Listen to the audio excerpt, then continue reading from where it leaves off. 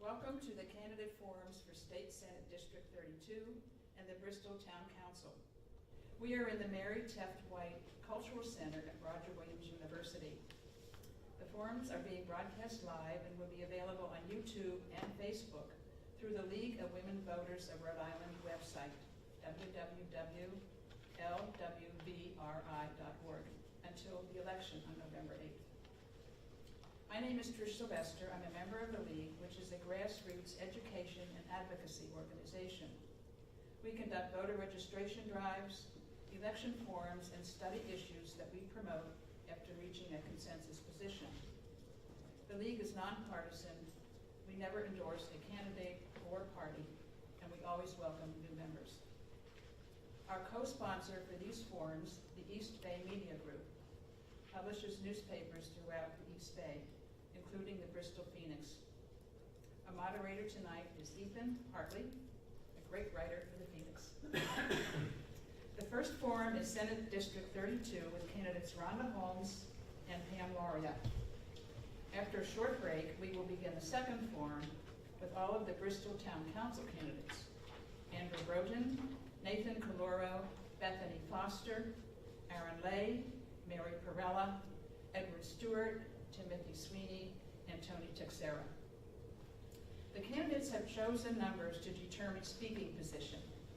After they introduce themselves with 30 seconds each, the moderator will ask 5 to 7 questions, which he has chosen from questions that have been submitted by the public, the candidates, and the sponsors. The candidates have 1 minute to answer each question. After that, if they want to comment further, they can raise their wild card, which gives them an additional 30 seconds. Each candidate has 9 wild cards, which can be used to extend the opening statement, to comment further on issues raised, or to lengthen the closing statement. In the Town Council Forum, to make things a little more interesting, the first question will be asked of the first 4 candidates. If any of the other 4 candidates wishes to comment, he or she can use a wild card. Then the second 4 will be asked a new question, and so on. The timing will be done by Nancy and Greg Fritz. When a speaker has only 15 seconds left of his or her time, the timers will raise a yellow sign. When the time is up, they will raise a red one. When the speaker sees red, he or she can finish the sentence, but if another sentence is started, he or she will be charged a wild card. Donnie McGee and Joanne DeVoe are keeping track of the wild cards. And now I'll turn the forum over to Ethan. Thank you very much, Trish.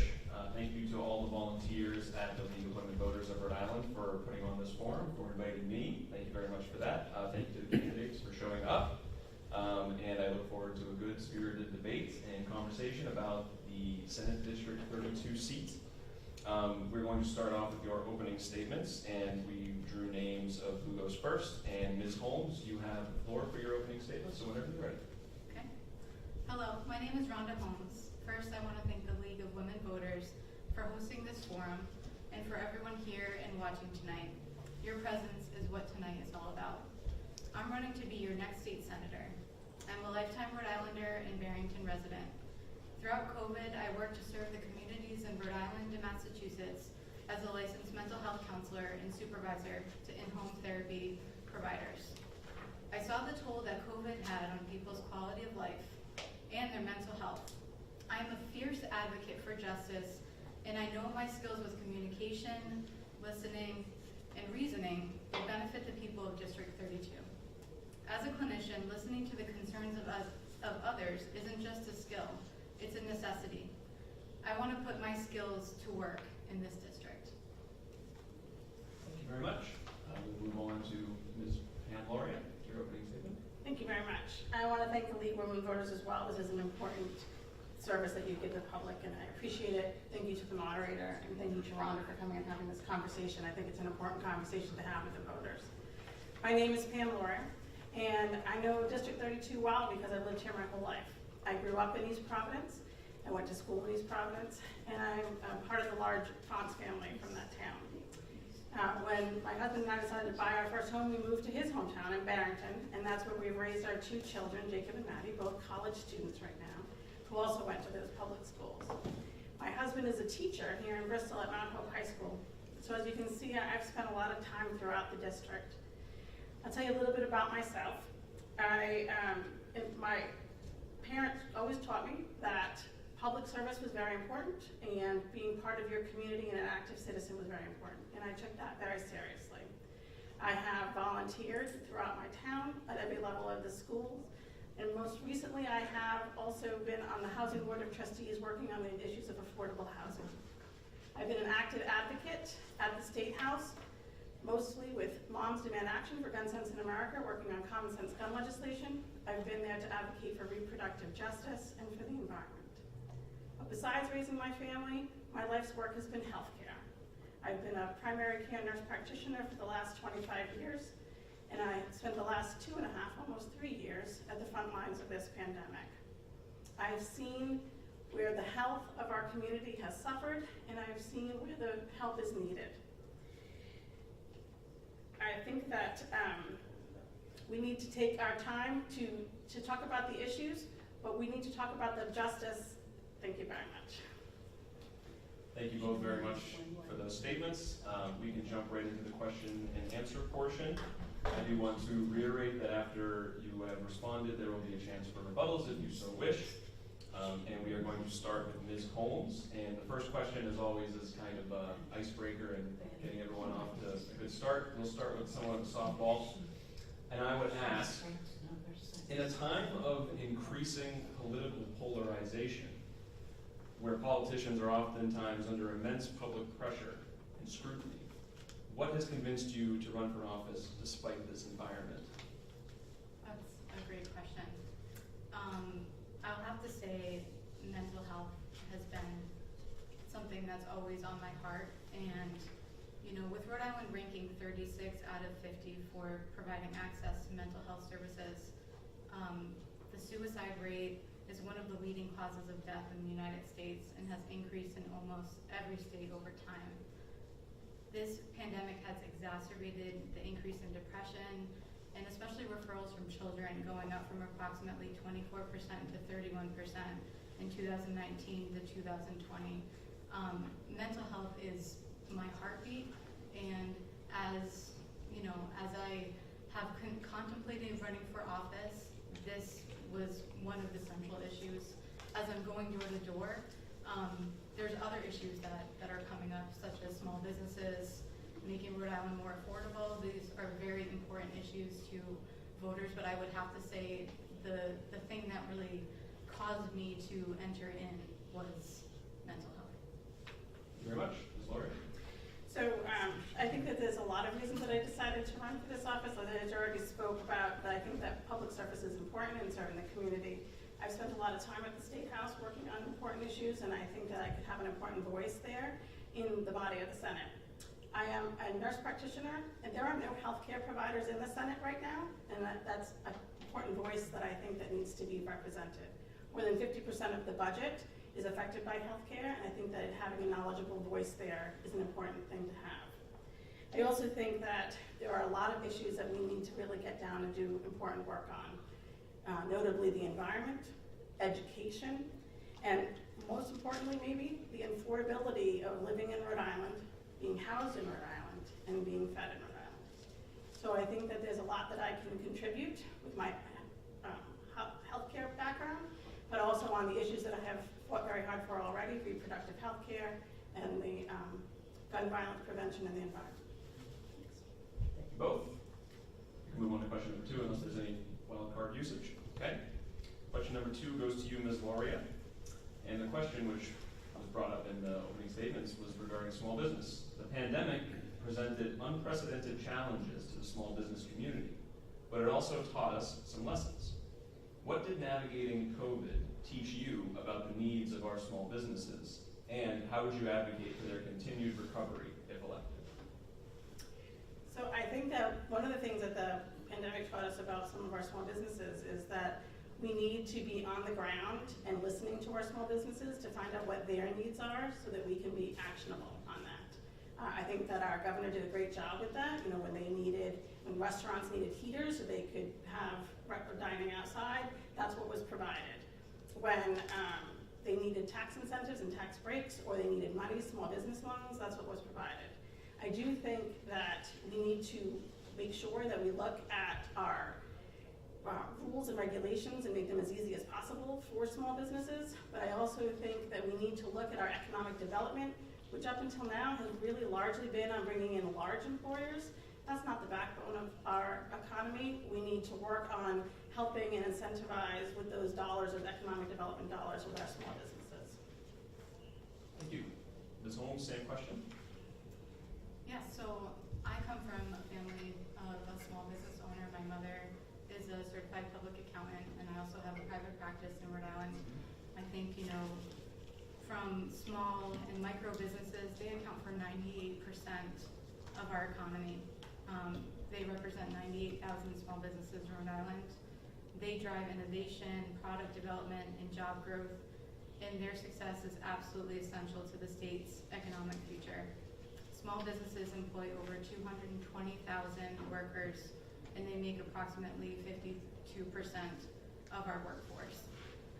Something I think that we can do to benefit all Rhode Islanders is to change our sales tax. Right now it's 7%. I think neighboring Massachusetts is 6.25%, and I think that would be a really helpful solution for small businesses. Also, the taxation and the regulations that we have for our small businesses, we could really do some work there as well. Any response? No. Okay. Move on to question number 3, which goes to Ms. Holmes. The overturning of Roe v. Wade by the Supreme Court has prompted state legislatures to re-examine abortion rights. Where do you stand on the Equality in Abortion Care Act, a bill which did not make it out of committee this year, but would have ensured abortion procedures were covered by Medicaid for state employees? Ms. Holmes. First, I think that this is a very important issue, especially with the overturning of Roe. As you stated, in 2019, Rhode Island codified Roe into state law. I would like to say that there has been zero effort in Rhode Island to end abortion access. The only thing that has become controversial, as you said, is whether or not Rhode Island taxpayers should be paying for these abortions. And that is something I would have to oppose. Rhode Island already pays for abortion access for state employees and those on Medicaid for the instances of rape, incest, and the life of the mother. And I don't think we should exceed that. Thank you. Ms. Lurie? So as a healthcare provider and a provider of reproductive health care, I believe that abortion is health care. And I know that insurance coverage is access. And I believe that every person has a fundamental right to control their fertility and to have access to reproductive health care. I was at the State House when the Reproductive Privacy Act was passed, and I hope to be on the floor of the Senate when I vote yes for the EACA, because access is important and all women deserve access. Medicaid and state employees make up 100,000 insured lives in this state, and particularly with our low-income Medicaid women, not having insurance coverage means they don't have access. So to say that abortion is not at risk is not true if you can't afford to have the procedure. Taxpayers aren't paying for abortion, they're paying for health care. It's up to the woman to decide if she needs that health care. Thank you. Responses? Okay. Moving on to question 5, which will go to Ms. Holmes. We'll stay on the healthcare angle. In terms of where the state is at in its mental health supports, we've seen, as in communities throughout the country, that Rhode Island's not isolated. Substance abuse disorder is one of the leading issues in mental health right now. Where would you see areas to improve the state's approach on mental health as it relates to substance abuse? Okay. Thank you for that question. I'm gathering my thoughts. Take your time. So substance use is included in what I was speaking about earlier with mental health, with more deaths of accidental drug overdoses in 2021 in Rhode Island than any other year on record. This is heartbreaking. A lot of times when we talk about mental health and we talk about, various comorbidities, we're looking at the substance use diagnoses that, there's also a mental health component that can go along with that substance use disorder. Right now, what I think we could do is we need to have more mental health professionals that are specialized in substance use in Rhode Island. And I know we do have many in Massachusetts, but again, we need to incentivize for these professionals to stay. And right now, Rhode Island is not very competitive in that area. Also, it's definitely for my staff. I'm a program director, and we work, I'm gonna use the card. Yeah, go ahead.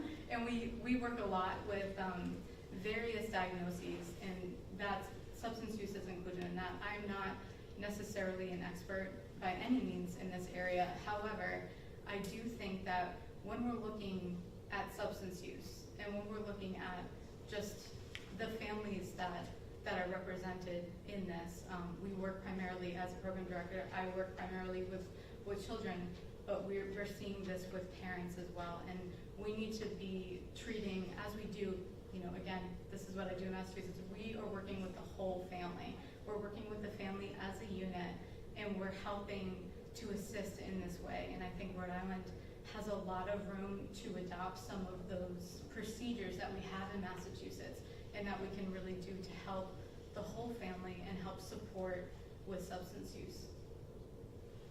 Thank you. Ms. Lawyer?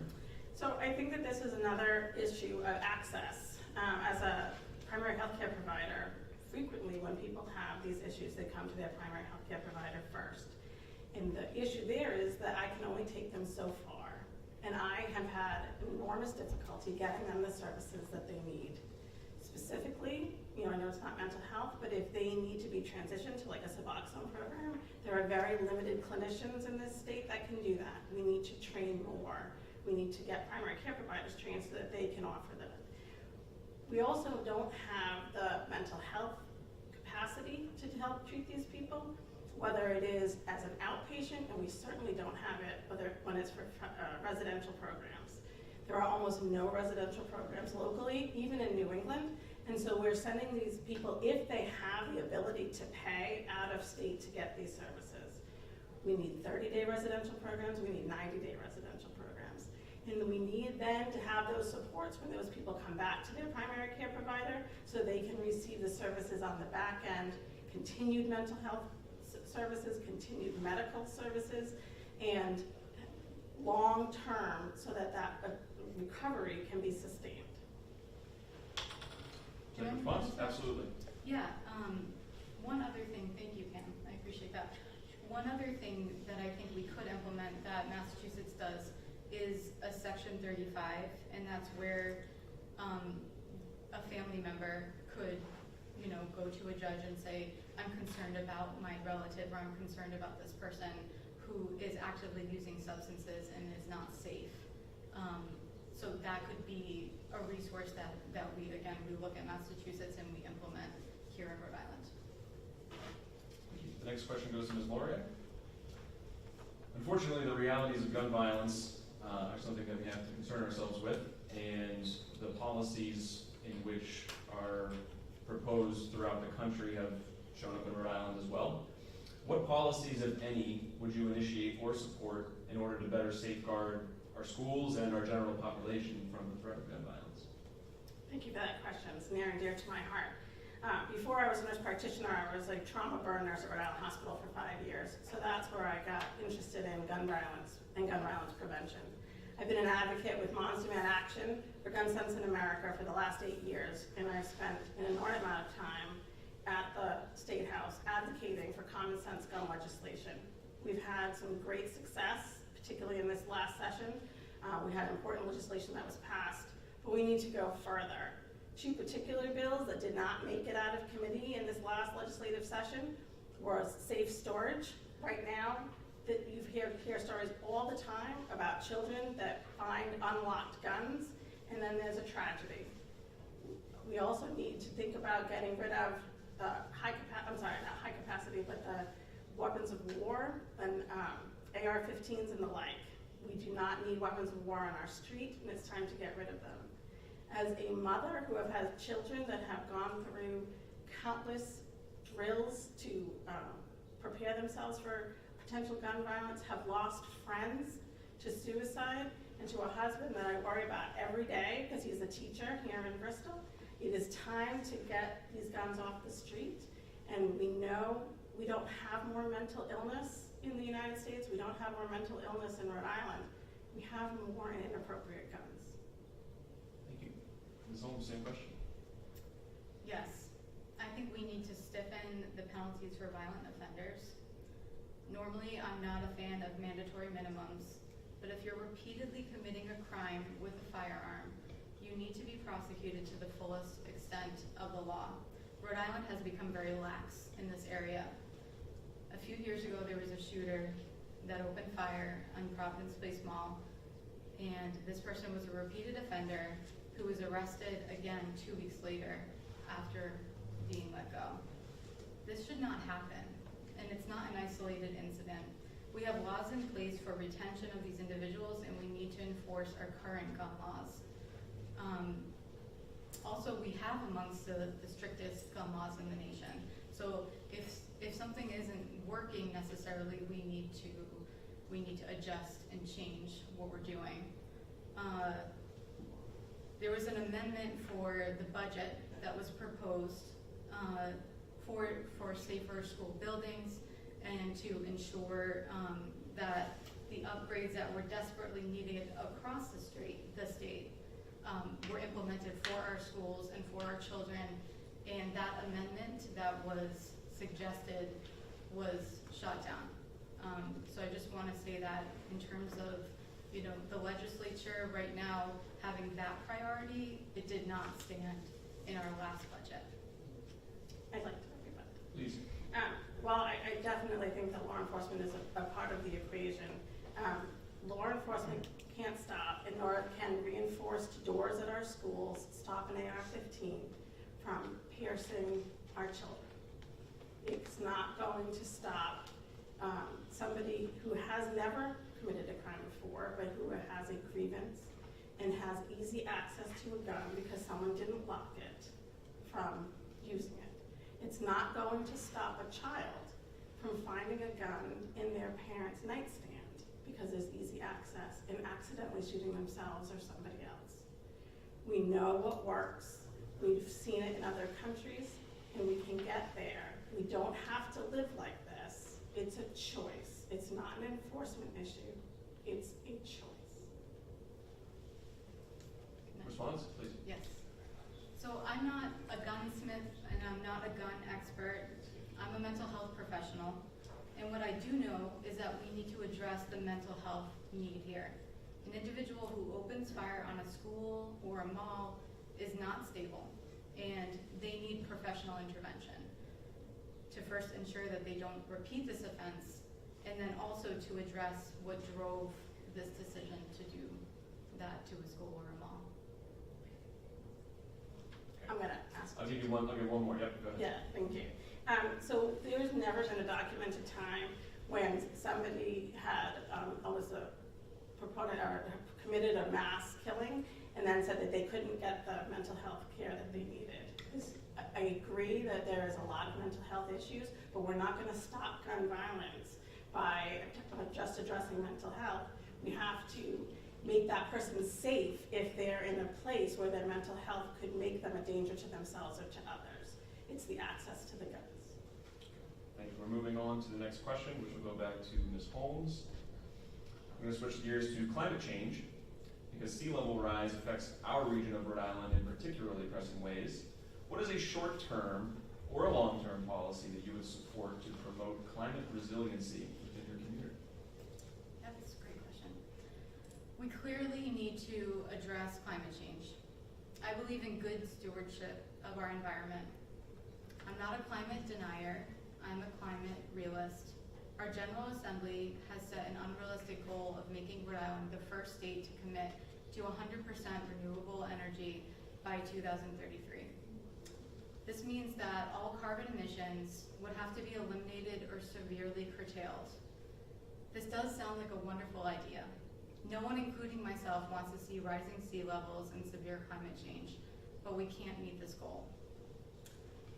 In terms of what emits carbon, our cars, our lawnmowers, our home heating systems, just to name a few.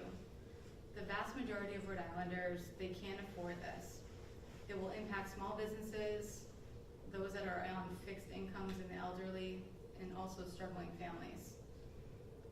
We also face inflation and a recession in the coming months. If I think about this as an equity issue in terms of the Act on Climate and the bill that was passed, I do think that this will disproportionately affect African Americans, Latinos, and other marginalized groups. Okay, Ms. Lauren? So I absolutely am supportive of the Act on Climate legislation, and I think that we need to get back to the State House and to pass legislation that gives it teeth so that we can accomplish those goals. We can definitely do this. We could get to the moon in 9 years. We could do this. In the climate crisis is happening now. You don't need to look any further than Rhode Island, when in 1 week we had a drought and then we had a flood. This is happening now, and we can be bold. There is wind and solar solutions to get to those goals by 2033. I'd like to see us get there by 2030. And as far as the equity issue and the cost, so right now we're about to have a huge electricity increase. That's because we rely on natural gas for our electricity. And that natural gas is a global commodity. And that commodity is being affected by outside pressures that we have nothing to do with. The war in Ukraine, what Russia is doing with the gas production. By taking control of our power, doing solar, incentivizing businesses to put solar on their buildings, incentivizing infrastructure, creating jobs for creating the infrastructure, as well as high-paying jobs to continue that infrastructure. We are becoming more self-sufficient, we are helping the environment, and we're saving our planet for our children. All right, thank you. We have 2 questions left. Can I respond to that? Of course. I absolutely agree that we need to make changes with care and thoughtful planning. What saddens me is that 50% of the time these solar projects, they require deforestation. This is counterproductive. In just 1 year, a mature tree will absorb more than 48 pounds of carbon dioxide from the atmosphere.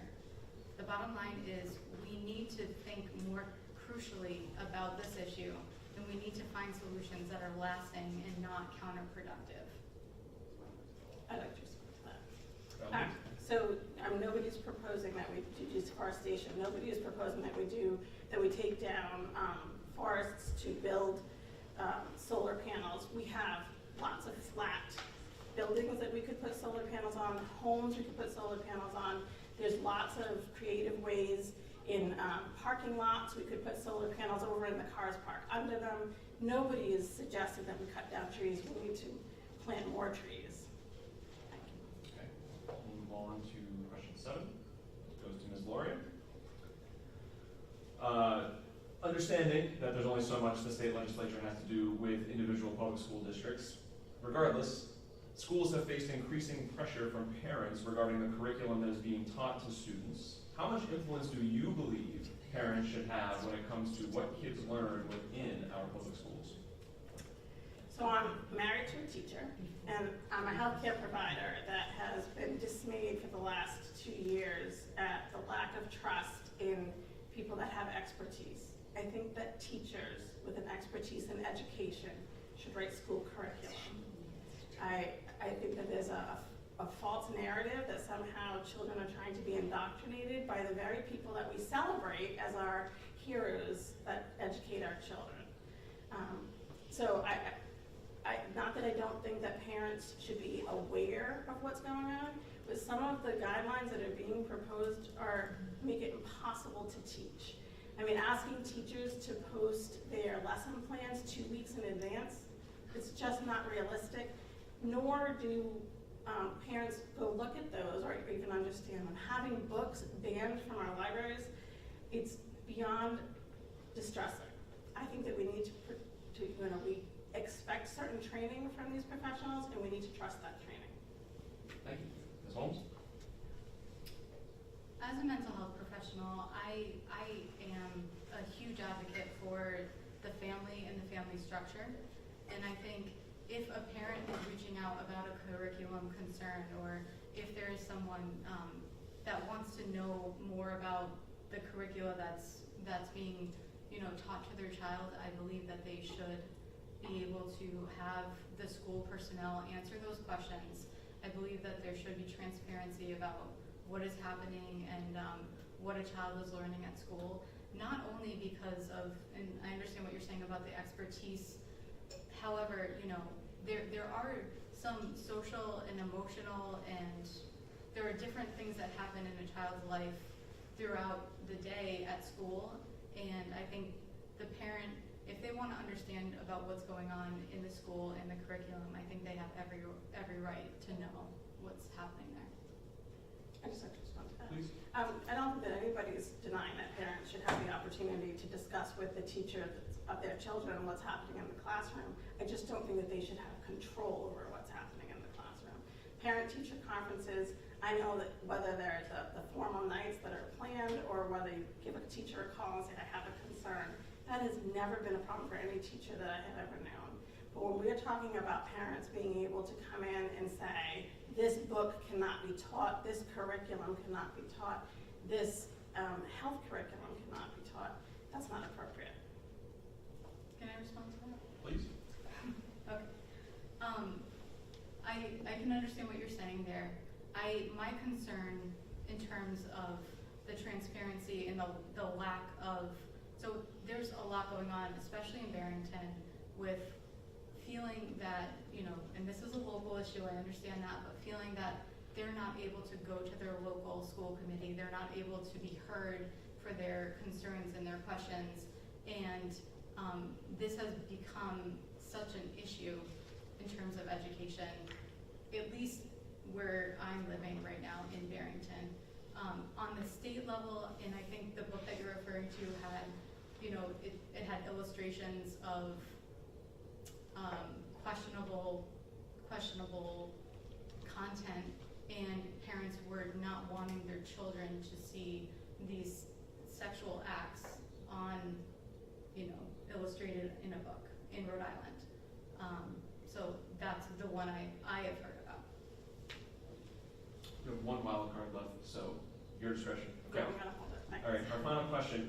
I'll admit a goof up. I mixed up an order for a question, so this last question actually goes to Ms. Loria. And it's about affordable housing. Okay. It seems as though affordable housing is an issue that the state is trying to get right, but I think a lot of people would argue that it's far from perfect. In my own communities that I cover in Bristol and Warren, we've seen affordable housing complexes, not affordable housing complexes rather, but developments come in with a certain percentage supposed to be allocated to affordable housing.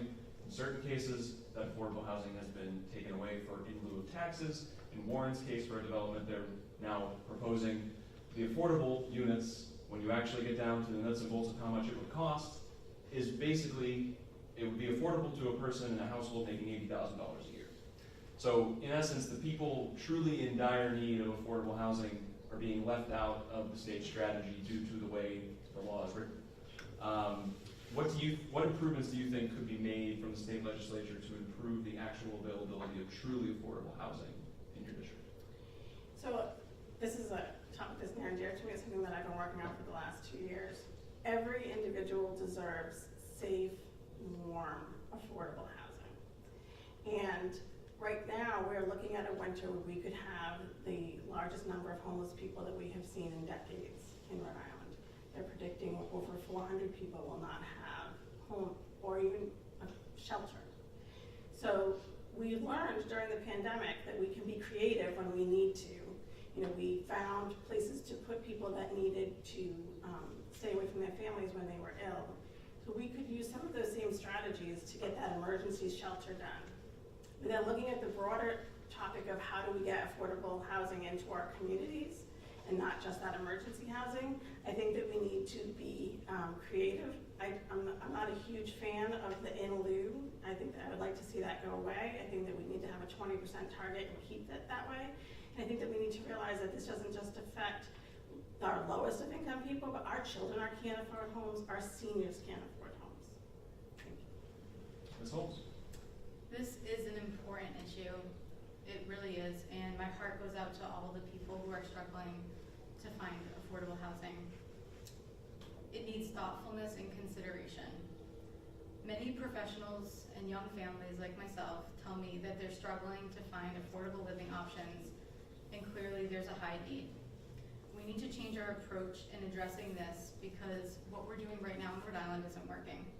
Our current approach is to pass more legislation on top of the failed 30-year-old housing policy that we currently have. If I had a home with a faulty foundation, it wouldn't make sense for me to add another 4. We haven't hit our mark, so we need to start from scratch. Let's take the Monroe County, Maryland as an example. They are analogous to Rhode Island in many ways. They testified at the State House and provided expert opinion on achieving their goal with one housing authority. Rhode Island currently has 26.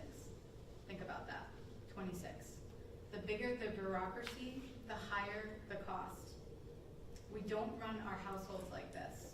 We plan, we budget, we implement. In Rhode Island, we spend, and then the taxpayer funds. You need to find better solutions. All right, thank you so much for the truly informative and thoughtful responses to all those questions. We can now move into closing statements. I believe the rules are you get 30 seconds for a closing plus whatever wild cards you have left. So Ms. Holmes, you can give your closing statement first, and with your 2 extra wild cards, you should have 1:30 for your closing statement. Great. Whenever you're ready. As a clinician, listening to the concerns of others isn't just a skill, it's a necessity. I want to put my skills to work in this district. Every chance I get on weekends and on evenings, I'm going door to door to listen to residents. These issues I hear the most often are education reform, fiscal accountability, and true transparency in government. Senate District 32 and all of Rhode Island faces many challenges. We talked about a lot of them tonight. One of them that is most difficult and most on my heart is the eroding faith in government. My supporters are encouraged that I'm running because they know my character, they know my track record, they know my responsibility, and they know my integrity. I want to be part of the solution to the eroding faith in government. The supermajority solutions to each of these challenges has made these problems worse and not better. If you elect me to represent you in the state Senate, I will work with anyone who is willing, and I hope to bring solutions to education, to provide Rhode Islanders with clean, inexpensive energy, to provide an environment that incentivizes housing construction, and to bring transparency to government, among many other things. It is with humility that I ask for your vote, because I know my skills and my perseverance will bring sensible and reasonable change to benefit all of Rhode Island. Thank you. Thank you. Ms. Loria, you have 1 minute for your closing. As a healthcare provider, I understand not only the medical implications to healthy individuals and families, but also the social determinants of health. My focus in the Rhode Island Senate will be affordable, equitable, and accessible health care, common sense gun laws to curb gun violence, environmental stewardship, affordable housing, supporting children both educationally and emotionally, workers' rights, and making Rhode Island affordable for all. I love the East Bay. I've been privileged to live here my entire life, and I would be honored to represent my community in the Rhode Island Senate, and I humbly ask for your vote. I know that I can bring my experience in healthcare, advocacy, and community service into the critical policy discussions in the Senate while collaborating on real solutions for the East Bay. We have real problems that we need to solve, and I would love to be there to represent the voters, to listen to the voters, and to create real solutions for real problems. Thank you. Thank you both. We'll pass it back to Trish to close this out. Well, we'll be closing this part of the forum, and we will take a short break and then invite our town council candidates to come up and sit at the table and start again in about 5 minutes.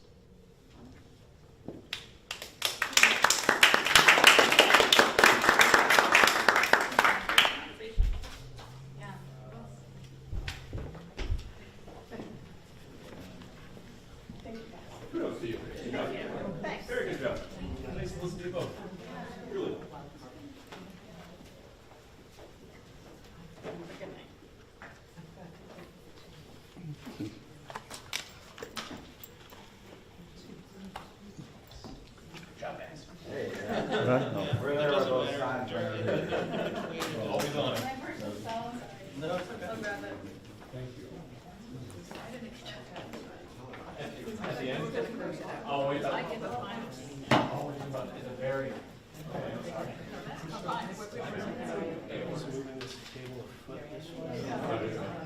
I don't know, man. What?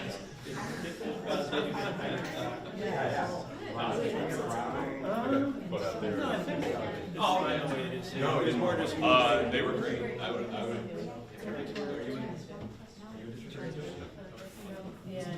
Yeah, it was actually really good. Oh, good. Good thing. Since you're looking this way, I'm gonna move this here. You gotta do it. And then, Otherwise,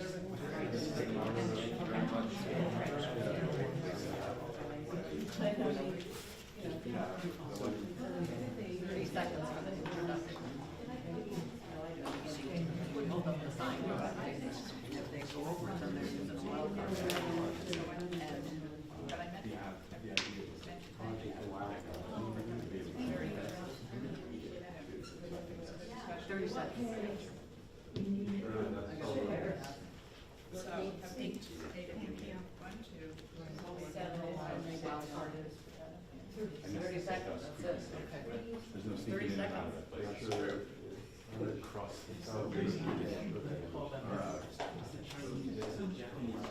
Yeah, okay. Oh, I think she's done.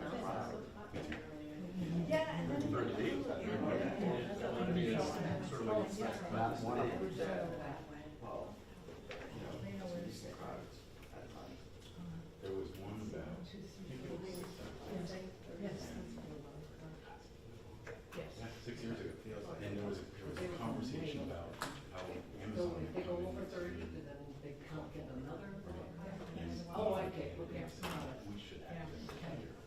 And the introduction is 30 seconds. Yeah.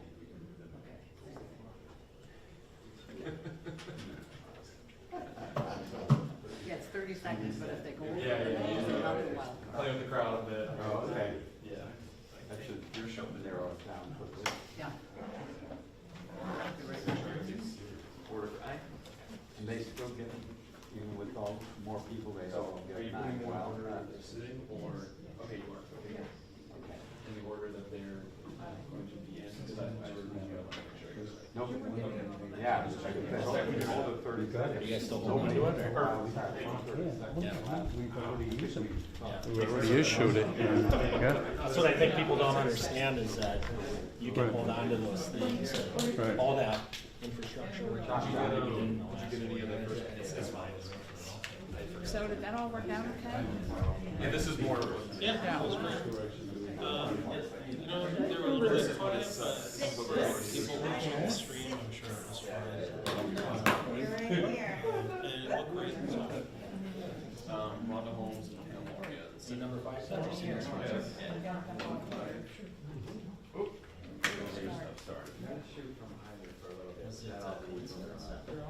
On the left. So I closed these out. Except for Andy, who was back. So you are all in I would say. I think it'd probably be best if you just, could you just walk in front of the tables instead of in the middle? Right, because also this, there's a microphone on the camera that it's picking your phone. What is it? So if you stand in the middle there, you can just raise the level of the camera.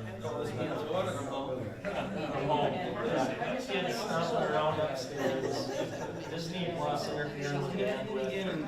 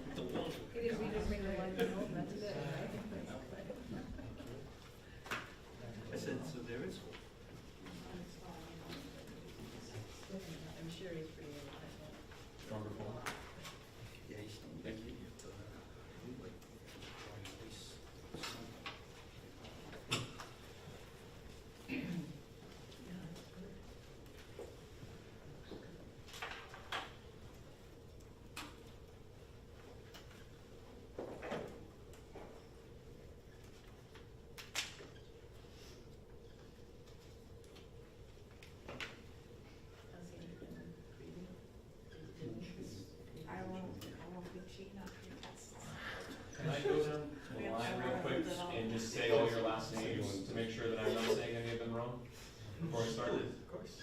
Mr. Caloro, Perfect. Mr. Broughton, Yes. Ms. Perella, Yes. Mr. Stewart or Stewart Jr.? I guess we should keep it Stewart, that way we don't, yeah. Mr. Stewart? Yeah. Gotcha. Mr. Texera?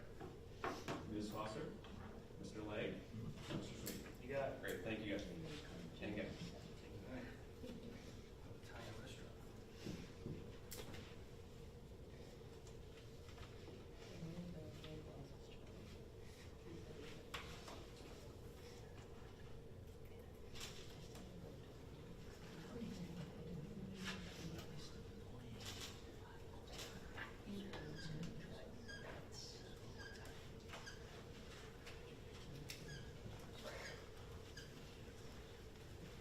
I'm gonna have to like cross to the other room, the other side.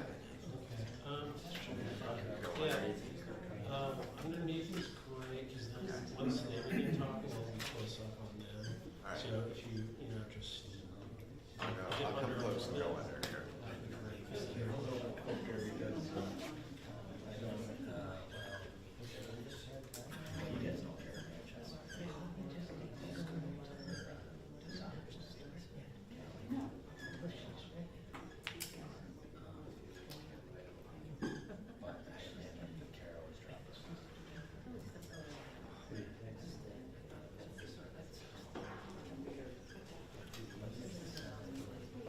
Trish, are you going to need to introduce somehow? It's up to me this time? Okay, so I have to introduce everybody and then recap the rules a little bit.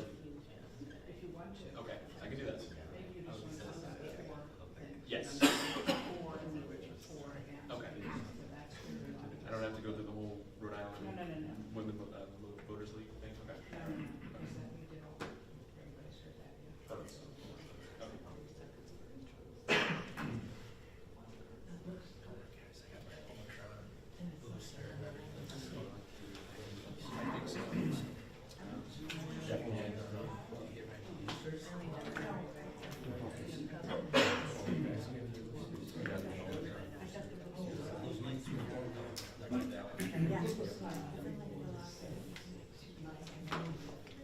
One question. Are you starting with Ethan? Really tight on behind him? Yeah, so it's tight on him, so if you're behind him, that's not a problem.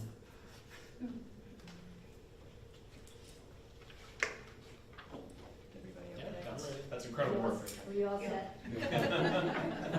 What were you waiting for? You boxed those in pretty nicely. Yeah, I was gonna say, it's impeccably. I'm ready when we're good to go. Go ahead. All right. All right, welcome back, everybody. Thanks again for joining us tonight for the forum put on by the League of Women Voters of Rhode Island.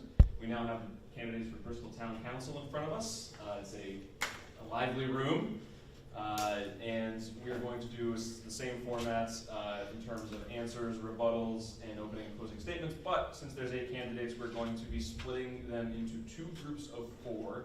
And so how it will work is 4 people will answer 1 question. We'll rotate through them throughout the rounds. But anybody that's on the debate floor can use a wild card to respond to a question if they are so inclined. So we will get right into it with opening statements. And we will start off with our predetermined drawing with Mr. Caloro. Floor is yours, sir. Good evening, everyone. My name is Nathan Colera. I am currently serving on the town council. I've been there for 10 years, chairman for 8. I'm married to my lovely wife, Jamie, of 19 years. Not her age, not being out together. 2 wonderful children, Nate and Emily, both in the school system. I love Bristol. I find it a pleasure to be on the council, and I'm looking forward to continuing. I'd like to wish all of you luck also. It's a pleasure being here. Thanks, Mr. Caloro. Next is Mr. Broughton. Hi, my name is Andrew Broughton, and I've been working for nearly 20 years supporting the growth of small and large businesses alike through roles in consulting, financial services, and technology sales. I currently work from home in Bristol at LinkedIn, a professional networking website. My wife and I have 3 young children and a hungry yellow lab at home. When our jobs gave us the freedom to live and work anywhere, my wife and I chose to move our family to Bristol last year. She has 48 first cousins in the state, and her family goes back multiple generations in Pawtucket and Little Compton. We all are already proud of this community, and I want to help contribute to helping Bristol's economy and population grow sustainably. I have been fortunate enough to live in some of the most successful cities and towns around the world, and I believe my perspective will serve our town well. Thank you. Thank you, Mr. Broden. Next is Ms. Mary Perella. Thank you. Hello, everyone. For many years, I've had the great honor and privilege to serve the people of Bristol as an elected official, working hard to keep Bristol a beautiful and vibrant place to live and raise a family. I've always worked collaboratively with my colleagues to be innovative, proactive, and financially responsible, all helping make Bristol a great place to live, work, and visit, and to be one of the safest, most desirable, and most financially sound communities in Rhode Island. Together, we've accomplished a great deal, but there's always room for improvement. We must take bold steps to keep Bristol affordable for working families and our senior citizens. We must also work to ensure that our children receive a high-quality education that helps students recover from learning loss that resulted from the pandemic. We must also continue to protect our open space, shoreline, historic character, all of which makes Bristol a very special place. Thank you. Mr. Edward Stewart Jr., you're next. It is my pleasure to be here this evening. My name is Edward P. Stewart Jr. I'm a lifelong Bristol resident. I'm married going on 25 years to my wonderful wife, Sandy. Proud parents to my son, Ethan, who currently attends Bryant University as a freshman. I'm employed by Verizon 20 plus some years, and I had the esteemed honor and privilege to serve you as your councilman from 2012 to 2018. Which at that time I had to make a difficult decision to take a leave of absence.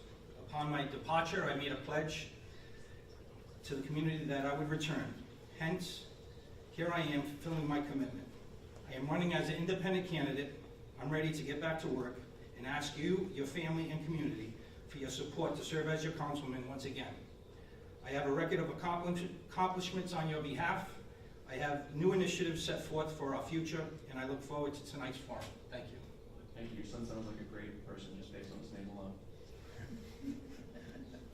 Mr. Teixeira, you're next. Good evening. I would like to thank the League of Women Voters for hosting this evening's Candidates Forum. My name is Tony Teixeira, and I have lived, played, and worked in Bristol for the last 52 years. I am married to Jacqueline Muscagna Teixeira. We have 4 girls, 2 boys, and 9 grandchildren. I have served the town of Bristol in various capacities for the last 41 years. Teacher, coach, class advisor, dean of students, town administrator, and most recent town councilor, including 10 civic and cultural organizations that I continue to actively serve and support. These professional and life experience have equipped me with knowledge and skills necessary to continue to be an effective town councilor. Thank you. Thank you. Ms. Bethany Souza Foster. Hi, my name is Bethany Souza Foster. I'd like to thank the League for hosting this event and East Bay Media Group for moderating and also co-sponsoring. I was raised here in Bristol. As a matter of fact, when I researched my genealogy, I found out that all of my great-grandparents emigrated from San Miguel in the Azores and settled here in Bristol. And my family has been here ever since. I raised my daughter here.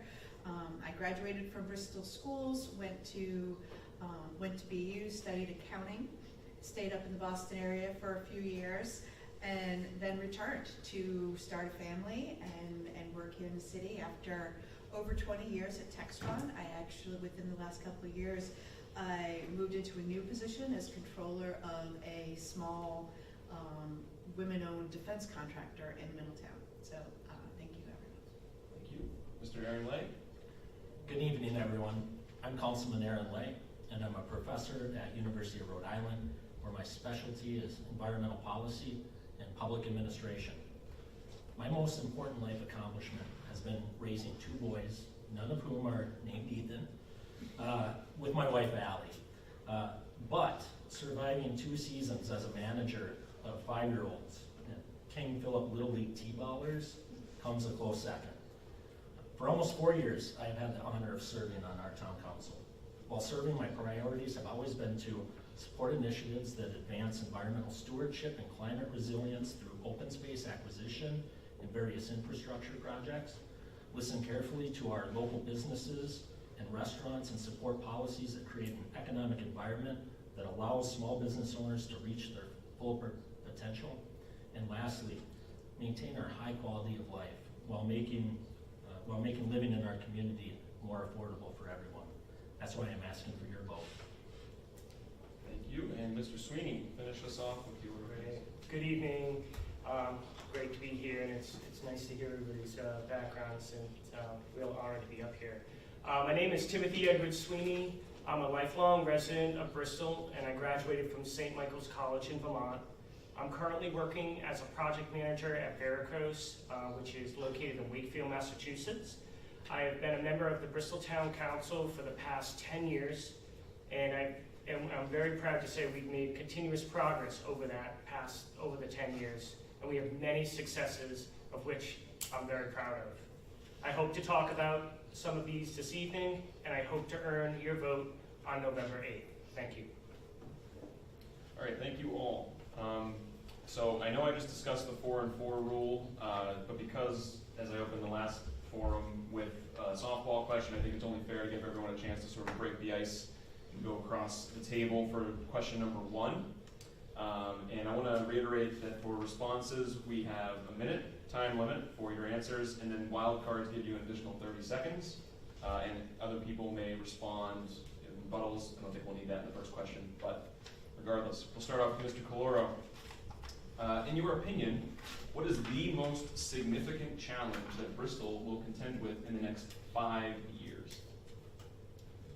I'm probably going to say this a lot tonight. That's a great question. Schools. Schools have been our focus, and obviously we are not the school committee, but funding it is a critical part of what we do.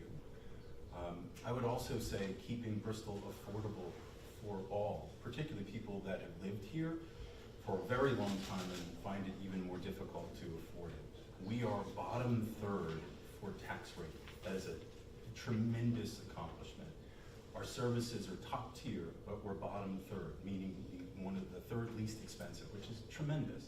Those efforts don't happen by accident, but I would say continuing that, and the other efforts. There was some mention about open space, which this is also very important to remember. None of this happens by ourselves.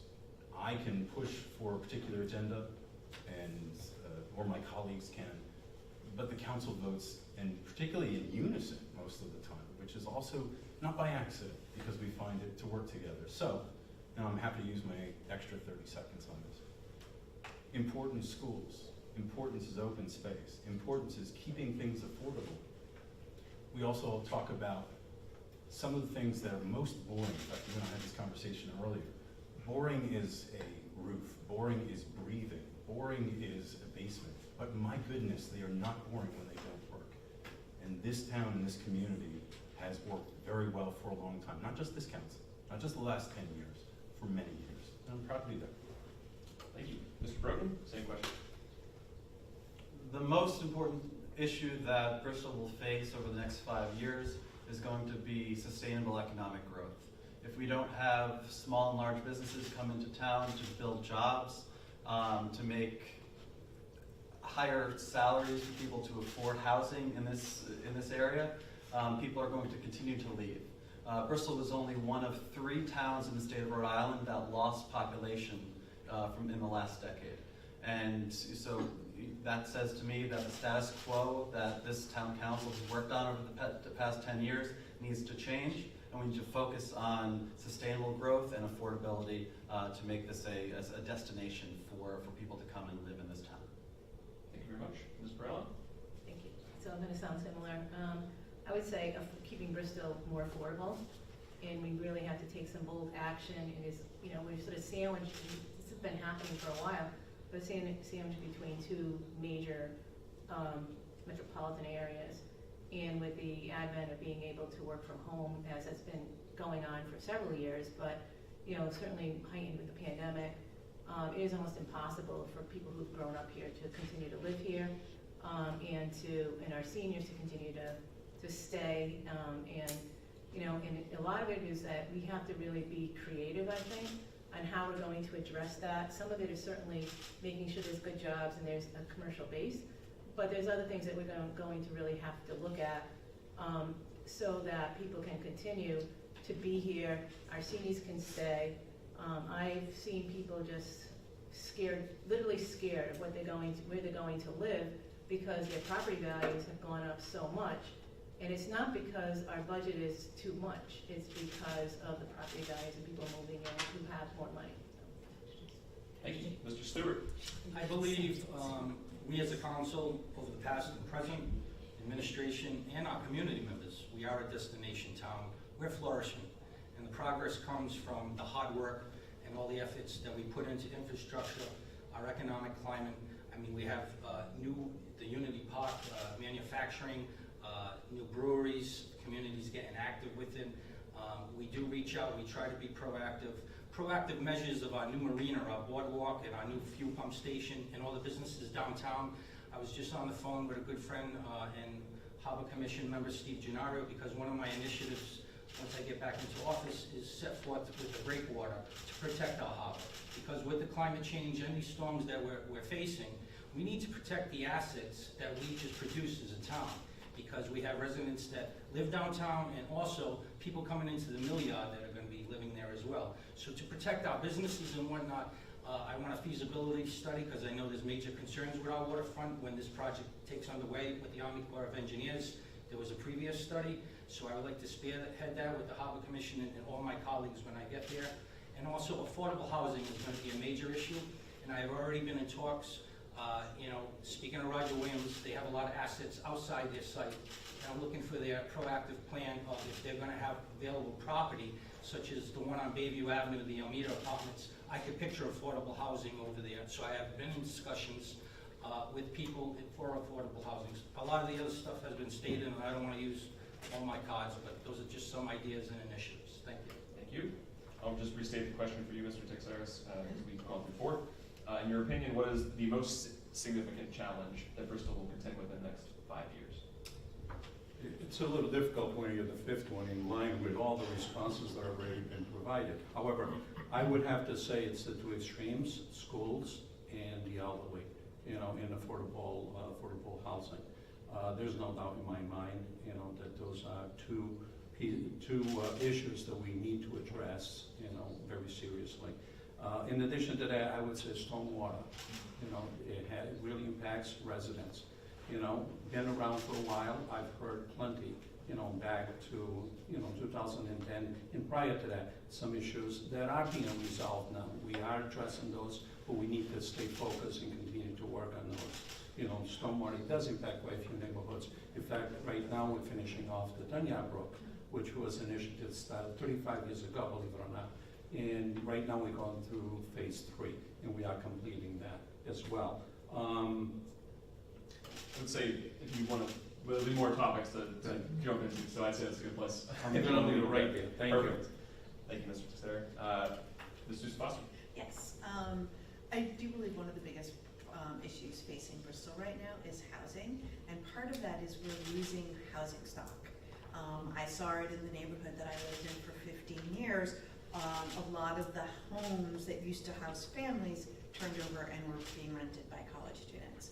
At the same time, people were buying houses and actually turning them into short-term rentals. So that's why we're seeing a decrease in people, in the population, and it's because a lot of the housing stock is turning over into rentals and short-term rentals. And we don't have the open space to develop without losing a lot of what makes Bristol charming. I really want to find a way to help young families find homes in Bristol, people who grew up here in Bristol and want to stay. I want to help seniors stay in their homes. My mother is one of them who is struggling to do that right now. Those are some of the issues that I want to pursue. Thank you. Mr. Legg? These are all great responses. I'm going to take a little bit of a different tack because I think that one of the things that I'm mostly concerned about kind of draws all of these things together, and that's the raising bond rates right now.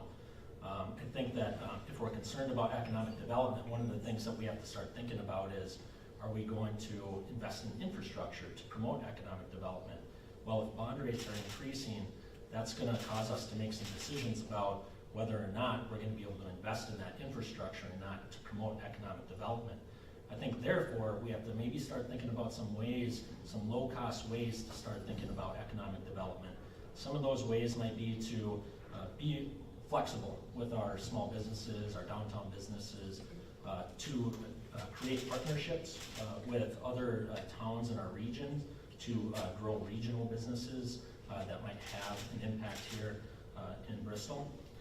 And also to make sure that our schools are preparing a workforce that can participate in jobs that we're already strong in, so marine trades, things like that. So we have to facilitate some of the economic growth in some of those areas that we would consider to be strengths in this area, in our town already. Thank you for that. Mr. Sweeney? I definitely think housing affordability is the huge older truck coming down the road. I hear it over and over again when I'm on the streets. People can't afford to buy the houses, or they don't have the wages to live in Bristol to stay affordable, which is really, not great, because we need what makes a great community is having all different people from all different income levels making it a community. So we definitely need to take a higher approach, and we've done that with the Robin Rugg recent decision with the ordinance change, where we mandated 20% of that 127 units to be affordable housing. Also with the Oliver School, we've also putting in affordable housing there. We're taking steps to get to that 10% state mandate for affordability, but I think we're going to need to do more. And the other big thing coming down the pike is trash. Our tipping fees are going to see a record increase. They're going to go up from $47 per ton to $54 per ton. So we need to be really thinking about how we're going to get our food waste into more composting and starting to save people tax dollars so they can continue to live in town. You want to jump in? Yes, Go ahead. thank Ms. you. Perla, your floor. I just wanted to follow up a little bit on Bethany's comment about the housing stock, and that is one of the things I think the next council is to look at seriously, looking at our property tax structure. We've got a lot of people buying houses up for investment, both short-term rentals and student housing. Those are businesses, they're not owner-occupied, and because they are businesses, they're impacting the availability and affordability of housing. And I really think maybe they need to be charged. I mean, people have raised this with me and brought this issue up. Maybe they need to be charged differently because they are business.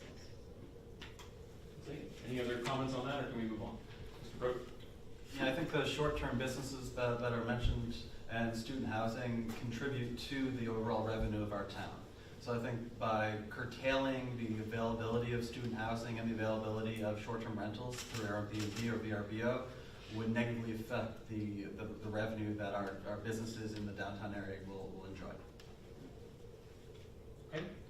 We're going to move on to the four-person format now, and we'll start off with Mr. Texera. The question is, Bristol has seen great progress with the development of Unity Park as a magnet for new businesses, as well as the addition of several new blue tech companies that have been welcomed to the town. And yet, there are still some empty storefronts noticeable in the downtown. Do you think there's anything that council could or should do to help downtown landlords fill these storefronts? Excuse me. Whenever you're ready. Yeah, no, I'm ready. Just clear my throat. Yes, you started with a very good statement about Unity Park. I think it's a great example of when you see a private citizen undertake an initiative with the support of the town government, and we certainly have been very supportive on that end. And I think that can rub off onto many of the owners of the buildings in the downtown area, where we need to engage in some conversation and say, hey, come on, we need to work with some of the businesses, because some of them left due to high rents. There's no doubt about it. It was pretty obvious with some of them. But it's time for us to, in some way, engage those owners and try to see what we can do, to keep those business going, certainly. In addition to that, obviously do an outreach, economic development outreach, to welcome business into town. It's not just have a discussion, but also have the business. So it's built for them to come, built and they'll come. Thank you. Ms. Sousa Foster? Yes, one of the reasons I'm running for council is how important, I want to really support our local businesses. I work for a small business currently. We actually did some work this year with one of Bristol's manufacturers, which was really great to see. They did some great work for us. My family, my mother, my sister, my uncle, my grandfather, they all ran small businesses in town or in the area. So I know how hard it can be to do that in this environment. I want to see Bristol thrive. One issue that I see repeatedly while watching the current town council is a restaurant or a business in town will come to the council and say, our costs are going up, we're having problems finding labor, can we increase our hours, or can we do outdoor dining? And there are council members who are consistently resistant to that. There are members of the council who have said they will never vote for outdoor dining. And I think that's a serious issue. I think it shows a lack of support. And I do believe that, Rhode Island has this reputation for not being good for business because we have high taxes or we have a lot of regulation. I think in some quarters, Bristol has a very similar reputation. And I think that that's why you see businesses moving into different towns and avoiding those empty storefronts in Bristol. So I would like to work with the local businesses to be flexible, to see what we can do to provide resources to them so that they can thrive and the downtown area can continue to thrive. Charlotte? I think Bethany made a great point. I'm a big believer in flexibility. I'm a big believer in listening to businesses when they have ideas and they come to us. We always said, come to us if you have an idea. We'll see what we can do. We'll try to work with you. The burden is on us to maybe find a way not to do it, right? And maybe to accept the fact that their ideas might be a little bit better than ours. And so that's why we're putting a team together to take a look at things like outdoor dining, putting together a study of what something like that might look like. And I'm totally open as to whether or not that's something that I think that we should have or not. Thank you. Mr. Sweeney? Yeah, I think Bristol has done a wonderful job with partnering with private business like Unity Park. I heard a quote that partnering with the Bristol government was like in Unity Park, they released the shackles. They were able to go in, we allowed them to go in, do what they needed to do, and it's thriving, but we need to keep it going. So we have an economic development coordinator, his name is Eric Dickovitz, and he is going to be getting out to the businesses and he's going to be communicating with them, and that's sort of the liaison to the council and the town administrator as to what we can do better, right? We have tangible tax credits, we have tax stabilization, but we also want to make sure people are coming to Bristol and we're ready for them. I'm thinking about the Christmas festival when thousands of people came to the downtown and a lot of the stores were closed, so we weren't really open for business there. We gotta stop thinking about that. We gotta open up. We gotta be embracing. We gotta revive. We gotta have that swagger. We gotta move and shake with the times, and that comes down even with the latest council. We gotta look at our ordinances, our alcohol ordinance, our hours, and we've been adjusting, and we're trying to make sure that Bristol is staying with the times. And you want to come here, do your business, and you're gonna thrive. So it's hitting all those levels. Thank you. Anybody from those four?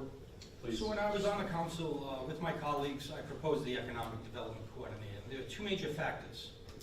Is business is not coming to us. He or she has to go out to those businesses. There should be quarterly reports that should have been done and roundtables with our business owners. We have to see the needs of what is transpiring with them. But a lot of these empty storefronts, we don't know if it's a construction cost, if they're trying to fix it up with the raising price of materials or whatever. We need to communicate with business owners, and I feel we should have more roundtables quarterly and invite all the business owners. Thank you. Anybody else would like to respond to the wild card? Move on to question 3, back to group number 1. We'll start with Mr. Broughton. The question is, staying on small businesses, the pandemic presented unprecedented challenges to our small business community, but it also taught us some lessons. What did navigating COVID teach you about the needs of our small businesses? How would you adapt to those lessons you've learned and advocate for them in their continued recovery if elected or re-elected to the council? So in my experience during the pandemic, I saw small businesses have to get creative, have to come up with new solutions to meet their customers where they were. And so that meant offering to-go containers or to-go margaritas and spirits and drinks, or new delivery options or online opportunities to interact with those businesses. Here in Bristol, some of the issues were also around labor and finding the right talent to bring in and be able to work in what were difficult times. So moving forward, what we've learned from that is that we need to be an attractive location for people to come and work, to have living wages, and to be able to be flexible with where their customers are looking to interact with those businesses so they can succeed. Thank you. Ms. Perlin? Well, I think flexibility is the key, as we've learned in no matter what business you happen to be in or profession. We've all had to figure out different ways to go about our daily routines, whether it's online or however. I think I think we have to continue to support that. I think the businesses, especially the restaurants, learned the outside dining. That was a big thing. They were sort of forced into it. They had no choice, but it's something that everybody enjoys, and that's a good lesson learned. I think the other is, the takeout and that amount of stuff that people didn't think they could do, but when they were sort of confronted with it, they were able to do it. And it still seems to be a fairly large part of many food service businesses. I think that the labor issue is a huge issue, not just in Bristol. It is all around Rhode Island and all around the region. And it doesn't matter if it's food service, childcare, just some things that I work in. No matter what you are, you cannot find people, and you cannot find people that are committed to the job. So I don't know what the answer is to that. Mr. Stewart? Well, we have learned, Mr. Holly, right? So I believe you live and learn, right? And hopefully you get it. So I believe this is a huge issue that we should be prepared. We know what happened. It was devastating to our businesses and our community, but you have to make a correction action plan going forward and already have it in place. So if this should happen again, you have the plan. But this takes not only Bristol. This takes communication with your local officials, state officials, and federal officials, everybody on board on the same page, so we're proactive, so we know the tools that will be needed and implement them as soon as it happens for our businesses. Mr. Clark? Our businesses, like all of us, had massive challenges during COVID. The town stood with them, removed a lot of the normal process for approvals, for dining, for a myriad of things. I can't go through all of them now. That was an important step to keep them afloat. But, and some comments were made earlier, I'm talking to businesses all the time. A lot of what they tell me is they're not looking for us to run their business. They're not looking for us to give them ideas. What they want is trash pickup. For example, when we do that with some of the businesses, not all of them, of course, they want clean streets. They want a police department that's responsive, polite, and knowledgeable. Great news, we have that. A wonderful police department, a responsive government. So when there is an issue, and there are processes in place, and there's a reason why those are in place, and those processes make sure that not only the business succeeds, but the surrounding neighborhood is safe and is thought of when we make these decisions. But we took that time, and Bristol did an outstanding job with this, to accommodate those businesses and help them through that very difficult time. Anybody from Group 2 care to chime in on this, or we move on? All right, we'll move on. We'll start out with Ms. Sousa Foster.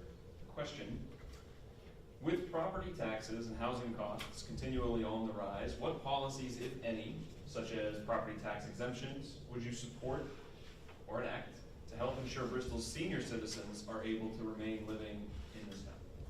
Yeah, I've looked at this. I know there's a number of towns nearby who actually do provide property tax exemptions and decreased property tax rates to seniors, and I think that that's something that is long overdue being investigated in Bristol, because that ends up being for many seniors the most expensive thing that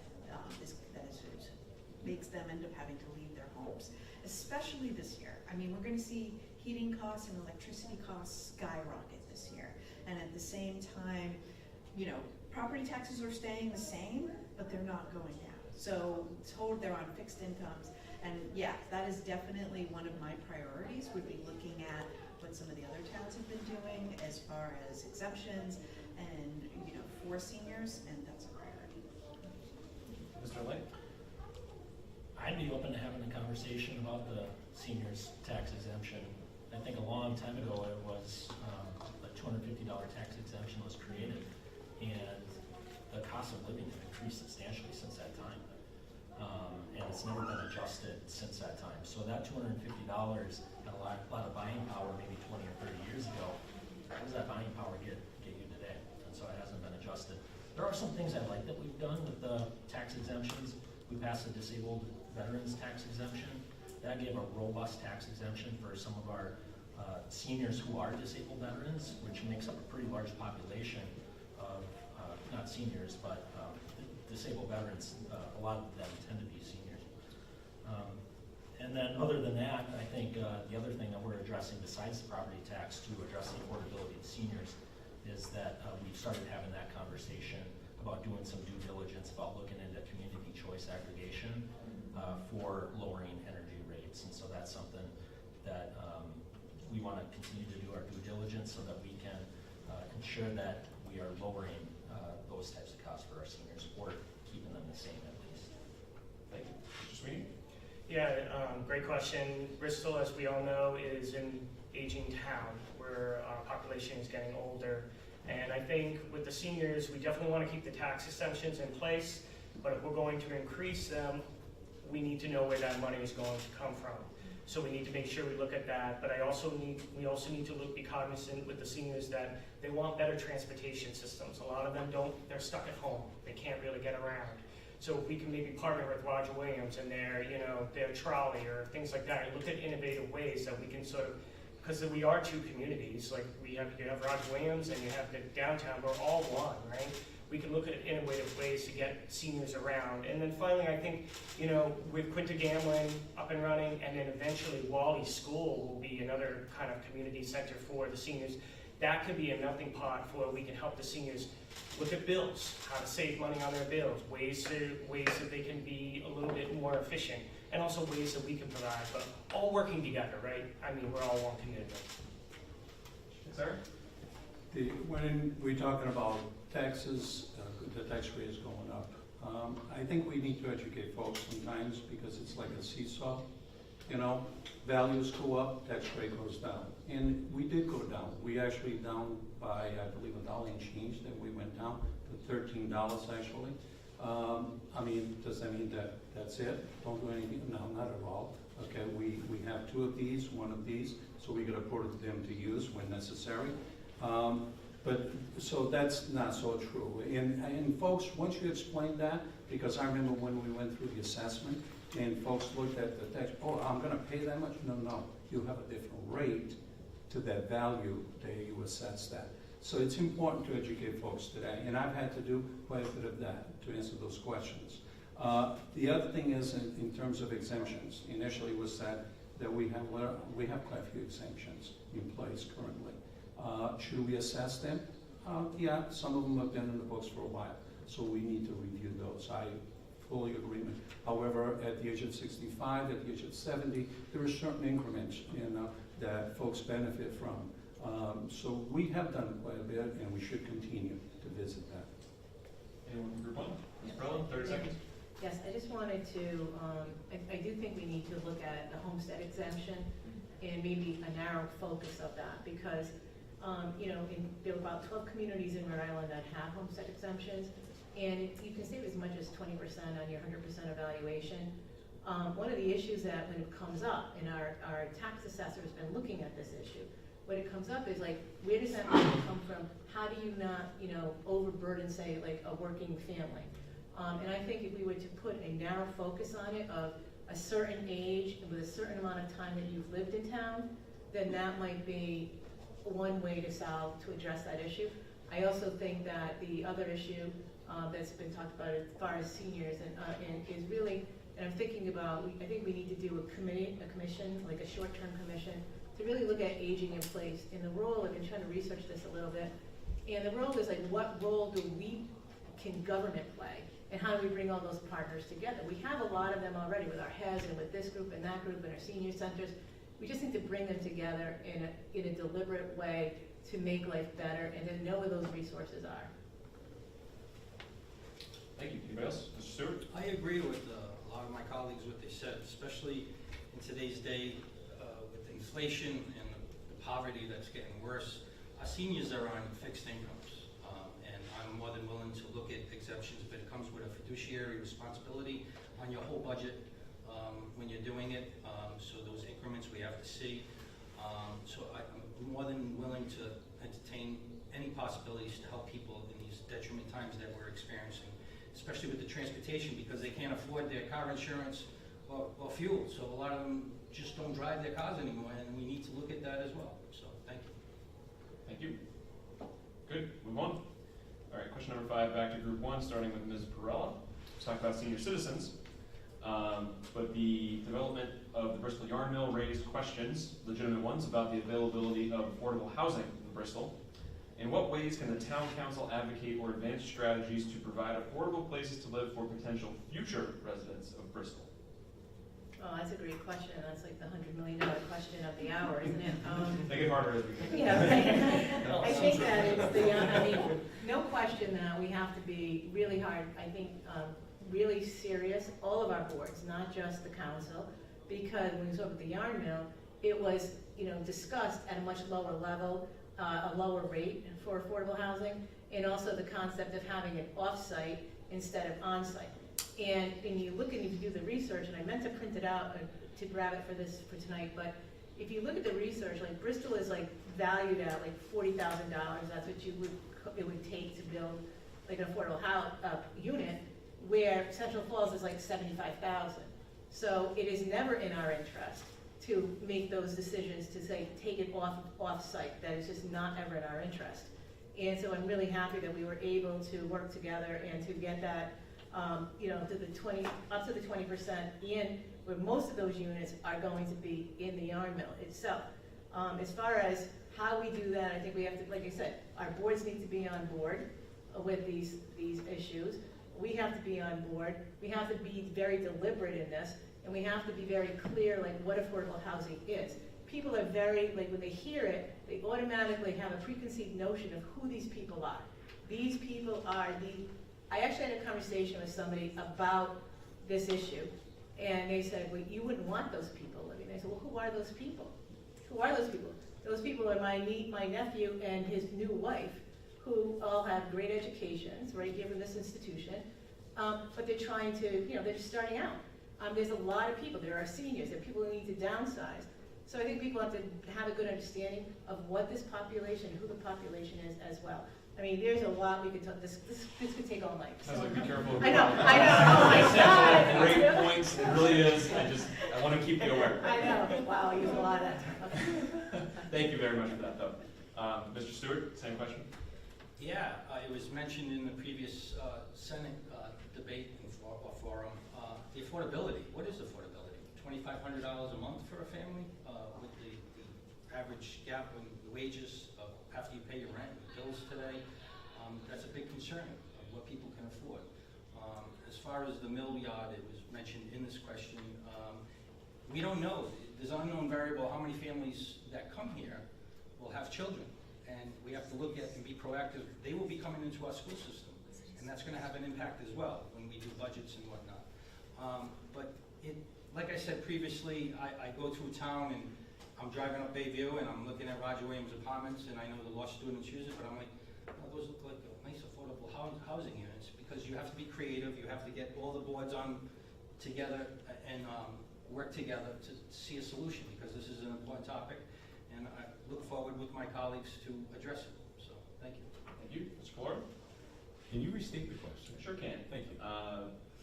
Development of the Bristol yarn mill raised questions regarding the availability of affordable housing in Bristol. In what ways can the town council specifically advocate or advance strategies to provide affordable places to live for potential future residents of Bristol? So it's already been pointed out, we did advocate and ultimately approve 20% affordable housing. I think there's also a really other big part of that, which is that we did not create. This developer and the owner of the property created an opportunity for, we'll call it 100 new families to come into town.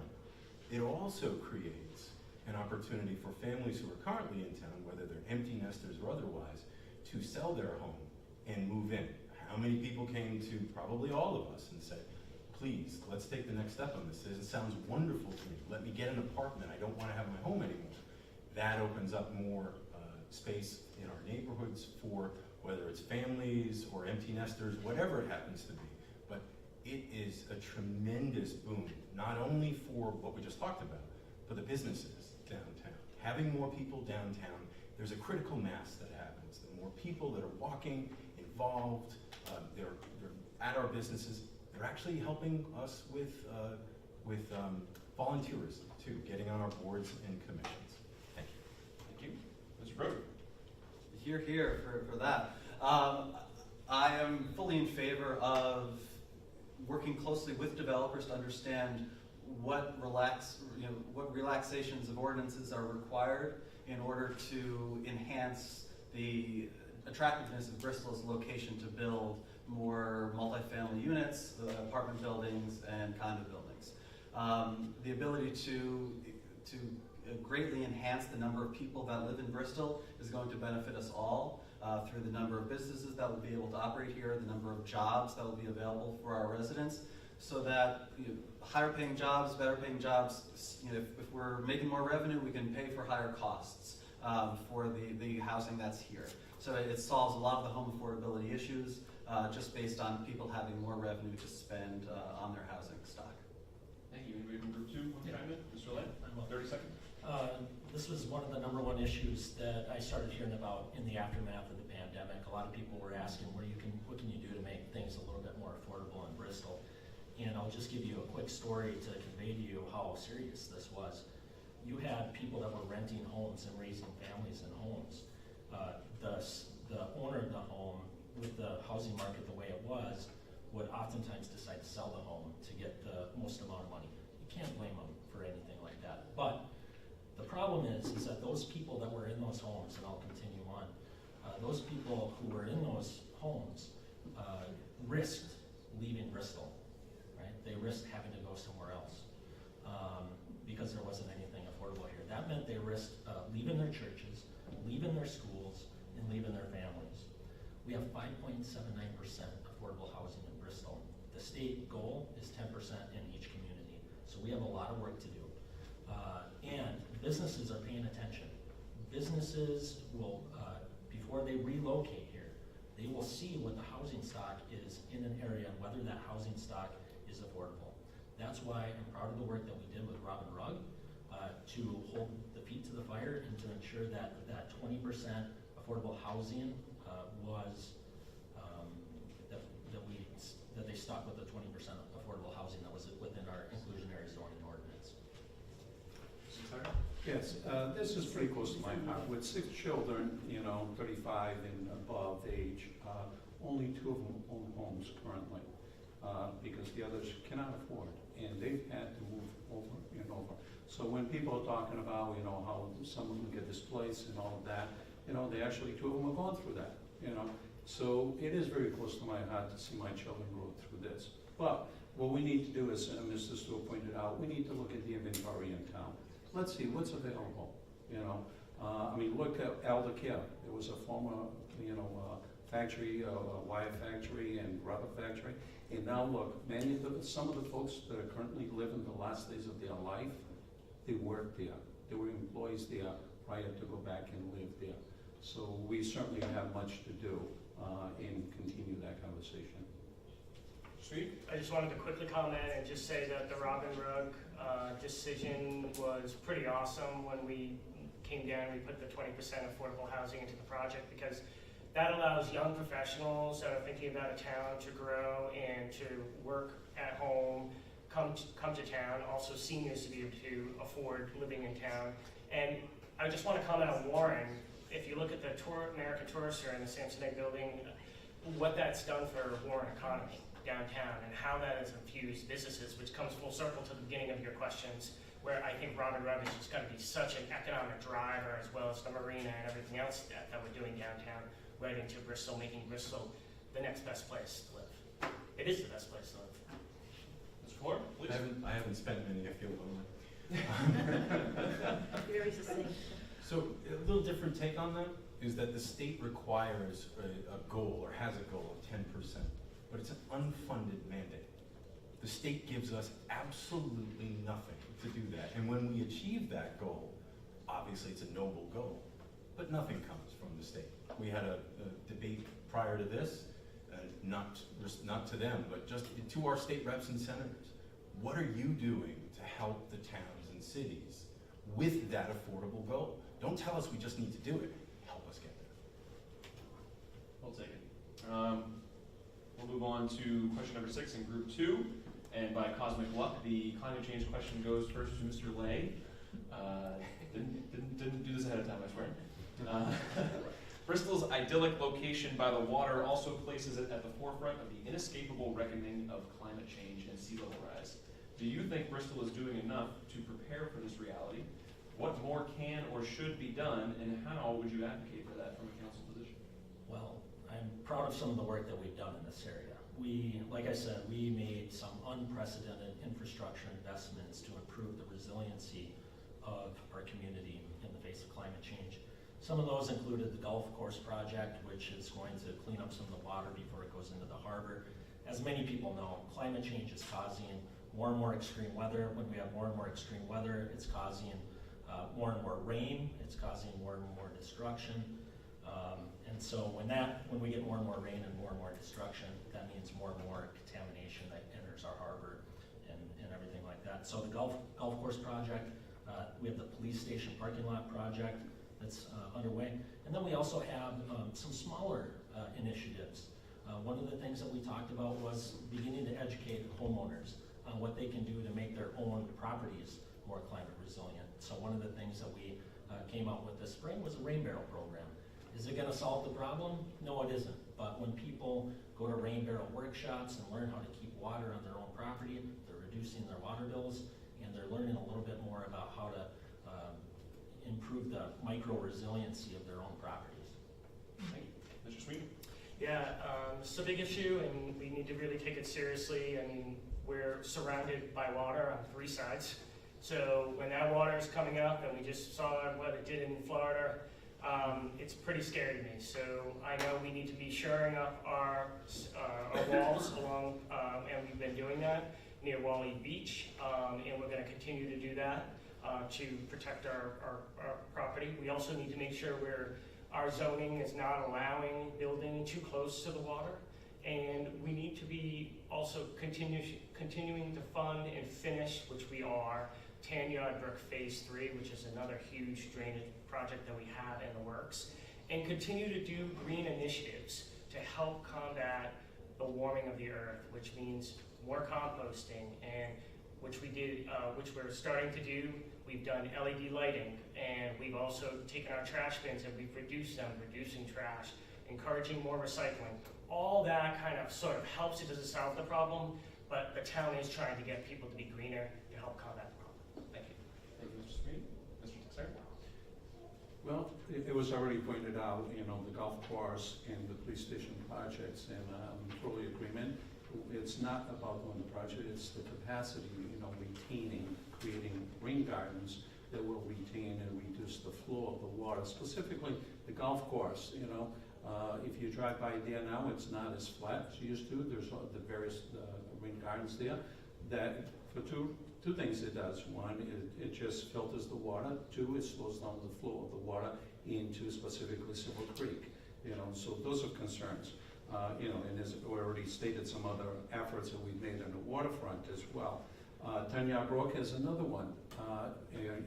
At one point, it was a small, just can't think of the name of not culvert, but It took, the capacity was very small there. Now, the prefabricated block that we've installed there, it certainly has provided a lot more capacity and avoid the flooding into many of the homes that they used to flood at one point. Thank you. Ms. Susan Foster? Yes.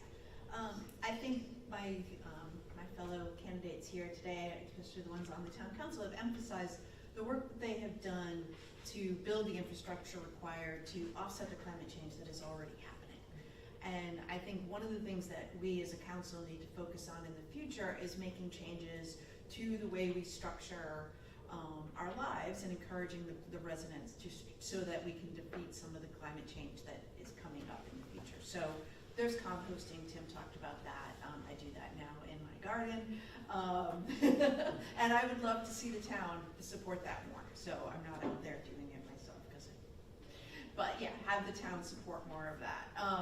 The good energy, the energy aggregation. I would love to see an affordable way. I mean, I've gone through the literature on that. I've seen 3 different times that they have come to the council in 2020 and 2021 and now in 2022 again, talking about how, you know, the current estimates are that they believe that what they're providing now in Massachusetts is comparable in price to what Rhode Island Energy, the former National Grid is now providing, but at a higher rate of renewables. So I think providing people that choice is something that we could do. There's a lot of options. Encouraging, you know, expanding the bike path so you have more people out of cars, putting in electric charging stations so you have more people using electric vehicles. There are things that we can do to kind of combat not just the climate change that is happening now, but the climate change that is coming. Well, I'm glad you brought up the bike path. Unless anybody, sorry, my bad. No, you go first, please. Group Moderator always goes first. Group What one, about the bike path? chime in, Mr. Stewart, on the climate issue. So to be redundant, I want to spearhead the feasibility study for the breakwater to protect if there is a surge that should happen. But Mr. Texera, when he was administrator, I think he can tell you, I applaud the leadership of this current council administration for all their efforts with the water retention and your plans. But I've been on the council with them for many years with the Tanyard Brook and a big advocate for quarterly reports. And I still remember, you know, mentioning the phase 3 because the water was coming from State and Medicum Avenue down Mount Hope, and we needed to address that. So I'm glad the conclusion is coming with that. We worked on the Mount Hope athletic fields for water retention because there is one parcel of land at Benjamin Church, but it's currently wetlands. And I always had talks with Candy Panza, the executive director, is if we could just address that piece, we can put another piece of senior housing in there. So these are just things that, you know, you just got to think about and work with the DEM, work with our state officials, because I think this is a topic everyone is aware of. Thank you. Mr. Brooke, 30 seconds. This can kind of tie in with one of the other things we talked about, property tax exemptions for seniors.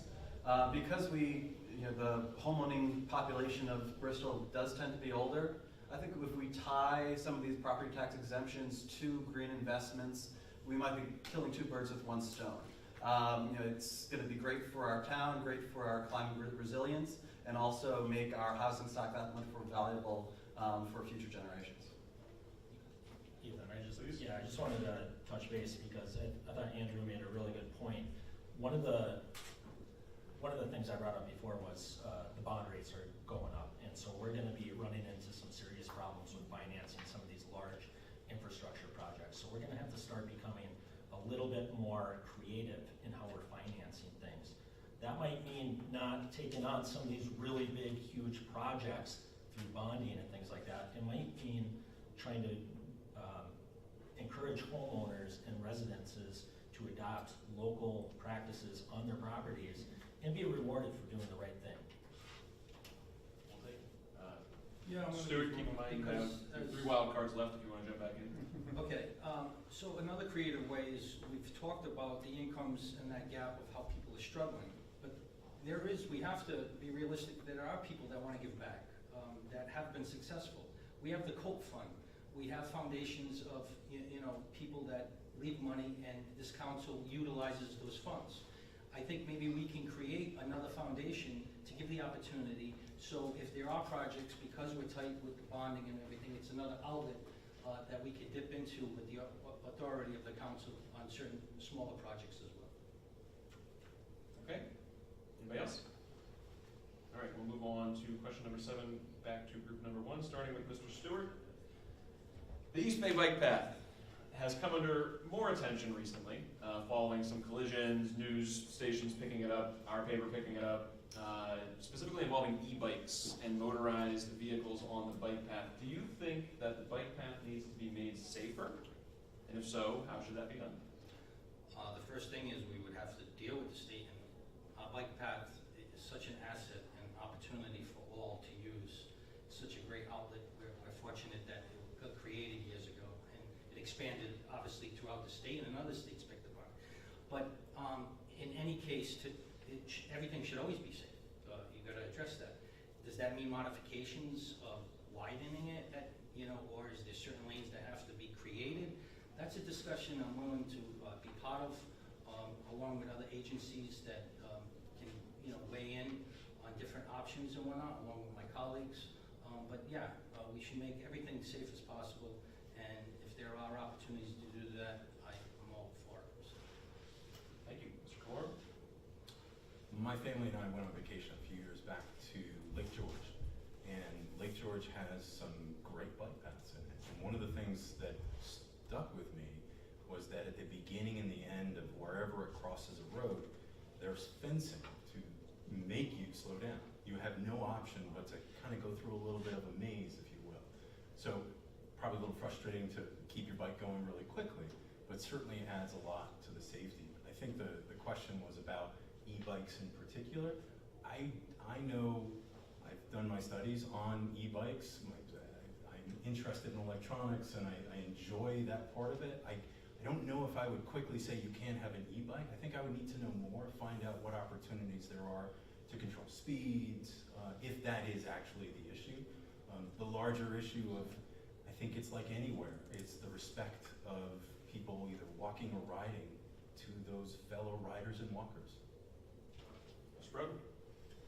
I'm in favor of establishing speed limits on the bike path. If people are looking to train to be the next Lance Armstrong, I think there's other places they can go do that.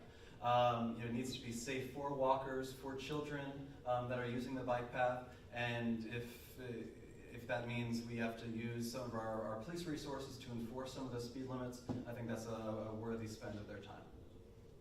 Thank you. Ms. Perella? Well, I think we all agree that, we need to make sure the bike path is safe for everybody, and I'm not a bike rider. I've been following it in the paper and on social media. I do think that, from what I've read, it's not necessarily e-bikes. It's more about people understanding and being respectful of other people and knowing the rules of the road, or as the path in this case. And so I think there's a host of options that you could look at, whether it is, speed limits, whether it's making sure everybody knows like what side people should be on, if they're walking and if they're biking and all of that, because I'm not actually sure myself. And so I think those are the kinds of things we have to look at.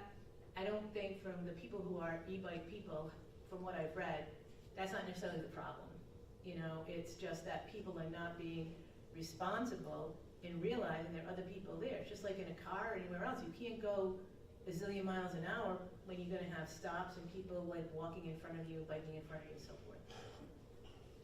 Group 2? Yeah. Susan Foster? Yeah, so I have been on the bike path, running, cycling, and had people kind of too fast in the e-bikes and harassing other people, and it's just an issue, and it is more of a respect issue.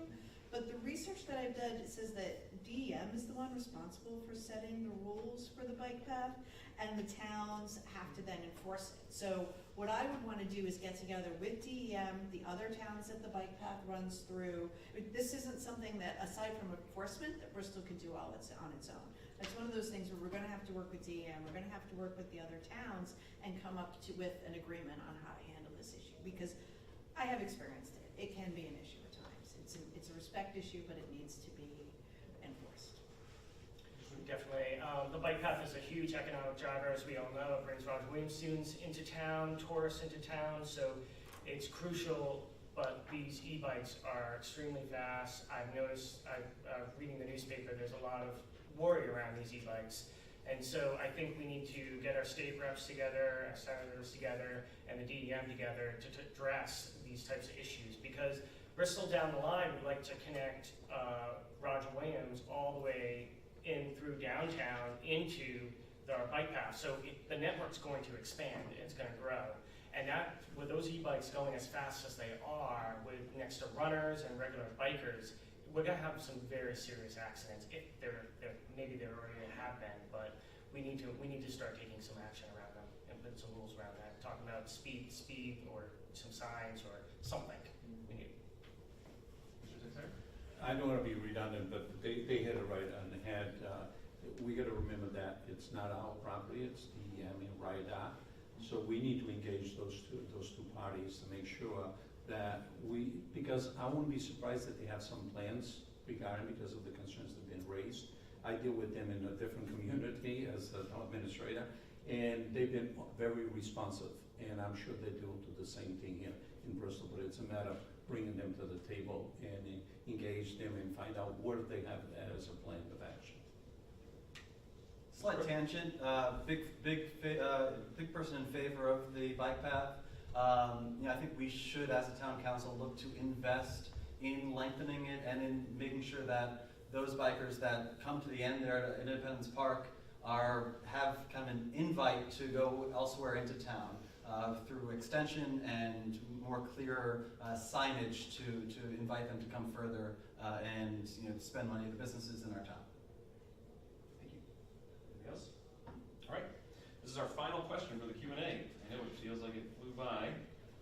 We're going to do the same thing that we did for the opening question, where everyone's going to get a chance to go down the line here. I will leave it to your discretion how much you want to answer this question or not. But like I said, the questions get harder. We're going to put you on the hot seat now and ask, starting with Mr. Sweeney. Bristol voters will soon decide on whether or not to allow recreational marijuana dispensaries to open up in town. As a citizen of Bristol, how do you plan on voting on this issue? Yeah. Glad to bring it up. I plan on voting yes for the dispensary. And the reason why is I know cannabis helps a lot of people with anxiety, and it helps with pain relief, and people do cannabis medically. I think there's a lot of association that it's sort of this background party type drug, but this is more regulated. It's out of the black market. It's going to be controlled in a dispensary. The town gets to have, I think, 3% of the profits or something in there. And we're going to zone it in a place called general business where it's not going to cause traffic jams and problems, but we're going to be able to take advantage of that money and able to put it back to our schools or put it back to substance abuse coalitions, help other ways. But I just think I'll be voting yes on the dispensary. Mr. Light? I support it. What I hope is that people are going to be using it responsibly. I'm hoping that they're going to be using it at home and keeping it away from kids. I think ultimately our council, we passed a new zoning ordinance, or we zoned it so that it can only be in the general business, as Councilman Sweeney just said, but there's other safeguards in place as well. For instance, it can't be within 1,000 feet of a residential area. It can't be within 1,000 feet of where youth are gathering or anything like that. So I imagine that would be like a bus stop and things like that. So I believe that we put into place a variety of different safeguards for it. I also think about the fact that there's probably a lot of people in Bristol who may use it for, maybe they're using it for anxiety, maybe they're using it to sleep, maybe they're eating it or smoking it. I don't know how people are using it, but ultimately they're probably driving somewhere else to pick it up, whereas if they perhaps get it around here, they're going to pick it up and bringing it right back home. Thank you. Ms. Susan Foster? I will be voting for the referendum for a lot of the reasons that other people here say. I want the funds to come into Bristol. I don't want people leaving Bristol and going to buy it in neighboring towns, and then we don't get the benefit of those funds to kind of pay for some of the things that we have talked about here. I do support the current zoning restrictions that keep it kind of away from schools, away from playgrounds, away from residential areas. I have to say, we already have, I think it's 4 liquor stores that don't have to follow the same zoning regulations. So, I mean, that to me, it's not that much different. So. Mr. Teixeira? Well, I have not made up my mind on this one, although I fully understand the economic impact that it can have or benefit the needs of many of our residents for various reasons. I fully understand that, but at this point, I'm still deliberating over which way I'm going to go with the vote on this. Okay, Mr. Stewart? I believe what I hear is just economic growth. And we have place cards, obviously, through zoning and whatnot. But, you know, our children today, especially after the pandemic, we heard it, the mental health issues and whatnot. I get the medical reasons that people need it, and they might go somewhere else for it. At this time, even with the legalities of our law enforcement, I don't believe our state officials have addressed a lot of the concerns. Once you let this out of the gate, anything can happen. And then are we going to say, oh, this happened, and we didn't anticipate it, and it's affecting our community. So at this time, I think there could have been more done, and I'm just not going to sell out and just vote because it's an economic generator. So no. Ms. Brown? Well, I'm inclined to vote no for that. And one of the biggest concerns that I have about it, it's recreational marijuana. It's not the medical marijuana.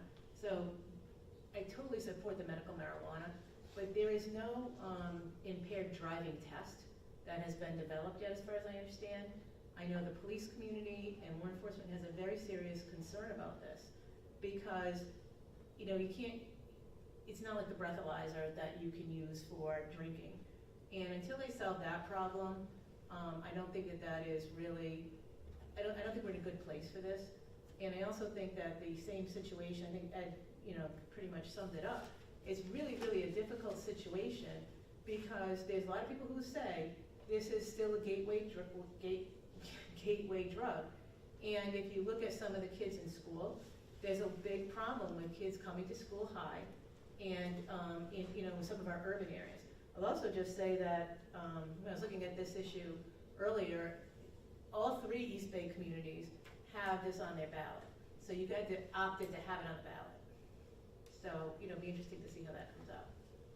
Mr. Brewer? I will definitely be voting yes for this. Medical, recreational, I think we're all adults. We've all understand what this drug is. It's been around for a very, very long time. And with the safeguards in place for what the police need to do in order to watch out for impaired driving, and making sure that we protect this from children. But other than that, I trust the adults in our town to use this drug safely and within the bounds of the law. Some great points made. I'll just get right to the point. No, I won't be voting for it. I've heard a couple of false choices too. I don't believe that if not in Bristol, it is not available. It was well pointed out that surrounding communities have it. It was me and my colleagues, 2016, that we changed our ordinances to deal with the deficiencies, and I'm picking on the state again, I'm sorry, that the state gave us for medical marijuana. We're back in that same boat again. And let me be really clear. What you do in your own home is your own home. I don't think the town or the state should ever weigh in on those things. But specifically selling it in town, I don't believe it's necessary. And if there are revenues from it, I'm glad to give them up for a safer community. There is proof that selling it and in your community, whether it's this or other ones, adds some negatives. And it's brought up already. I'm in the healthcare field in respiratory. I'm not a respiratory therapist. But you see what cigarettes do to people. There are long consequences to using it. That's not the way in. The way in is, do we sell it locally? And my response is, I will not be voting for it. To be very clear, if the public says yes, and gosh darn it, we represent the public, we're taking the next step. Thank you. Thank you all. That concludes the question and answer portion. And now we can move on to closing statements, where we will do a full swing back around this way. Starting with Mr. Caloro, I have calculated your closing statement times. Please know you do not have to use your entire time. Is that a suggestion? It's a plea. No, but in all seriousness, I'll tell you how much time you have, and then you go as long as you feel necessary. Mr. Caloro, 3 minutes for your closing statement. Gosh, I won't do that. So, 3 minutes. I started off, and I'll end the same way. I've been on the council for 10 years. I've been fortunate enough to be reelected those 5 times, and hopefully 6. I attempt to treat, I make all efforts to treat the public with respect. The same for my colleagues, and I thank my colleagues for continuing to vote for me for the chairmanship. Part of the chairmanship responsibilities is the tone of the meetings. It's also the tone of how we react and respond with residents, with business owners. And I think that we, and I'm gonna say we, because I'm not gonna pretend that in a debate where we're trying to separate ourselves, that I'm not part of a group. I am part of a group. And we, whether it's this council or prior councils, we treat the public, we attempt with all efforts to treat the public with respect. Since my time there, we've taken extra steps to explain ordinances, explain changes, explain why we think this is appropriate. Also, I brought up earlier about we tend to vote in unison. It doesn't happen by accident. And the reason why it doesn't happen by accident is that there's efforts made to find a common ground. My goodness, are we lacking in the real world, the rest of the world with that. I think Bristol does an outstanding job with that, is that we take the time. We want to hear I want to hear my concerns, I want to hear my colleagues' concerns, and we talk about it, and we find a way to get to a positive end. There's not enough of that out there. I think we do an outstanding job. My hat's off to my colleagues, and I include Mr. Stewart, because Mr. Stewart was there for 6 of those 10 years. In closing, my family lives here. My mom and dad live here. They lived here all their lives. I've lived here all of my life. I've seen Bristol change. And I ask, is it better now than it was? In a lot of ways, it really, really is. Is it more expensive? Yes, but everything is more expensive. I know myself, and honestly my colleagues too, will sit there and we look at 1 penny and we say, does this make sense? Should we do this? And how you know that is that we have multiple budget hearings, and it's not the only thing that matters, but it's a huge thing that matters. And we sit there and we say, is 1 penny, and 1 penny on the tax dollar is a lot of money. And we take that time. Councilman Lay brought up about bonding. We do bonding. We go out for bond so we can make things affordable. Yes, it's getting more expensive, but it's how we just did one for $7 million. We talk about affordable housing. We talk about water quality, and we put systems in place to help with that. It's brought up about Wally School and what that's going to be. It's also brought up about Oliver School, and it's not, oh my goodness, I went 3.5 minutes, that's impressive. Wally School, Wally School is going to be a wonderful senior center. Oliver School most likely will be affordable housing. There's so many good things. And with that, I say, I ask for your vote. Thank you. Thank you, sir. I Mr. didn't think I'd Brotherly, do that, sorry. you have 3 minutes, 30 seconds. Thank you. I believe that good government produces positive effects for the people of Bristol. Unfortunately, the status quo has not been working over the past decade, and our citizens are voting with their feet and leaving Bristol, which was only one of 3 towns in the state of Rhode Island to lose population over the last decade. Bristol deserves better. We've got incredible natural resources, a proud history, and a well-balanced economy. We need to invest more in our town now to realize our potential. Our town council needs a fresh perspective. As a town councilor, I will support sustainable development to grow our population and local economy. We need to move quicker on opportunities to create affordable housing with a common sense approach to our historical character and environmental responsibilities. We should be a leader in removing barriers to starting and running a business here. From walk-in businesses like restaurants and shops to small B2B companies, Bristol should be a community of choice for small business owners. Our marine infrastructure requires increased investment to take advantage of our location and marine assets, resulting in increased revenue, jobs, and tourism. I will also support investments into our local schools to improve educational outcomes and attract new families to our community. The Bristol Warren School District has 3,000 students, just below the 3,400 students in Barrington. And we all know what a great school district Barrington is. We need to catch up by increasing our per pupil allocation and investing in our facilities to help close that gap. And finally, I will work to enhance the climate resilience of our town, which is endangered by the effects of climate change. We're going to have to invest in more stormwater and drainage systems and mitigate areas affected by rising sea levels. Electing me and my slate of Democratic candidates will allow the town council to enact a platform that will create lasting positive change in our town. Bristol deserves better, and I'm the candidate that can help move us forward as a town. Thank you. Thank you. Ms. Pearl, you have 1:30. Thank you. Thank you to the League and to East Bay Newspapers for hosting this event, and to all who are watching or will be watching in the coming weeks. As a member of the council, I'm committed to seeking common sense solutions to the many challenges facing Bristol and being responsive to your needs and concerns. I have experience and enthusiasm to keep Bristol moving forward. With your support, it would be my privilege to continue to represent you on the council, always putting the public's interest first. I ask for your vote on November 8th. Thank you. Thank you. Mr. Stewart, 1:30. Denzel Washington has a quote, "The most selfish thing you can do is helping people." And that's why I run for office. It's because I like to help all the residents of Bristol and the town they live in so they could go home, have their services, low taxes, and good family to bring them to their sporting events, go eat in restaurants, waterfront, and parks. I've been here before. I've worked with my colleagues, and it has been mentioned, working together. I proved that I can work with everybody. It doesn't matter about party lines. You have to work together. You have to work with everybody in your town. And I have the empathy to bridge in a time of need.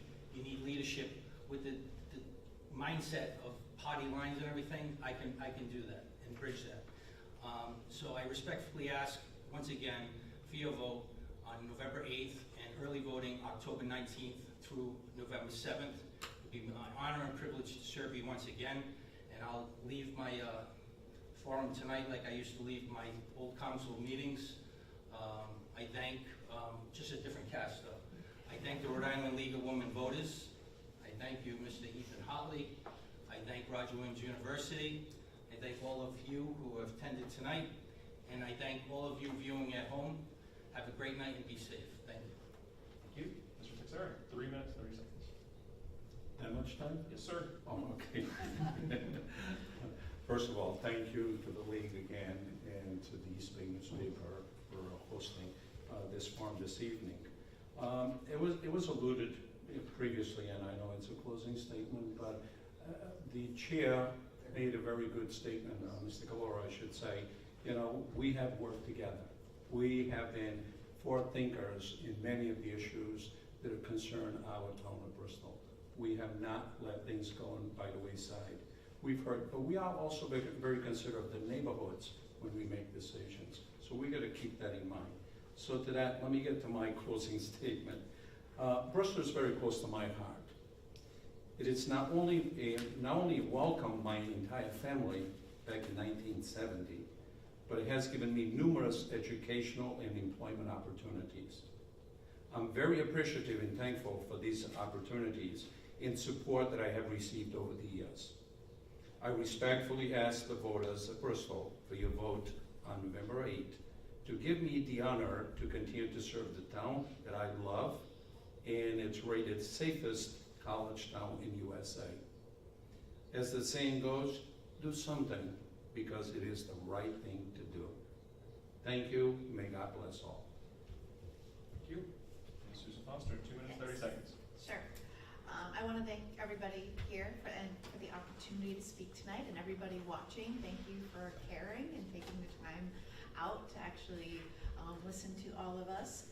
I'm running for town council because I love this town, and I want to contribute to making it a wonderful place to live and visit. A couple of years ago, I served as the chair of the Bristol Charter Commission, and I really enjoyed that, and I would be honored to serve the town of Bristol on the town council. So the reason, I believe that the current town council has done a wonderful job of stewardship during the pandemic. However, I think it's time for new blood on the council. I bring a new perspective as a finance professional, as a working mother, a perspective that hasn't been seen on the council for a while. If I'm elected, I will support local businesses, protect our local resources, support our schools, help young families and seniors find a home and stay in their homes in Bristol, and ensure that Bristol is a welcoming and inclusive place to live for all. I humbly ask for your vote on November 8th, and I look forward to representing you on the council and working with the other members of the council to support this wonderful community. Thank you. Thank you. Mr. Lay, 2 minutes, 30 seconds.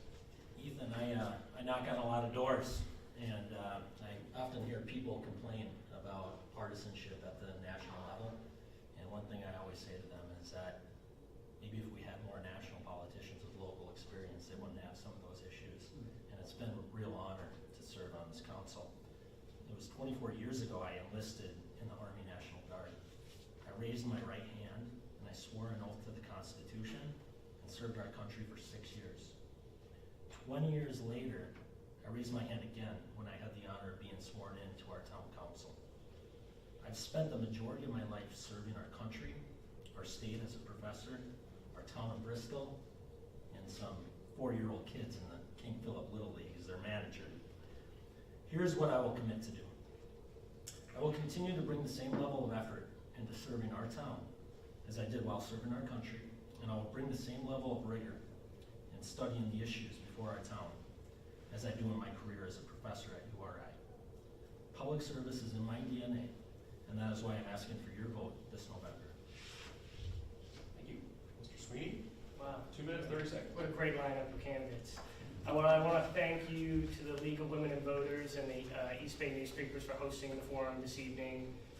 We don't talk enough about our progress and success.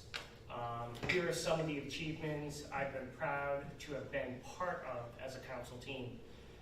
In the area of tax relief, the disabled veterans tax exemption was passed. The tangible tax relief starting 2021, we're updating our tax systems. In the environment arena, we acquisition of open space to preserve Bristol beauty.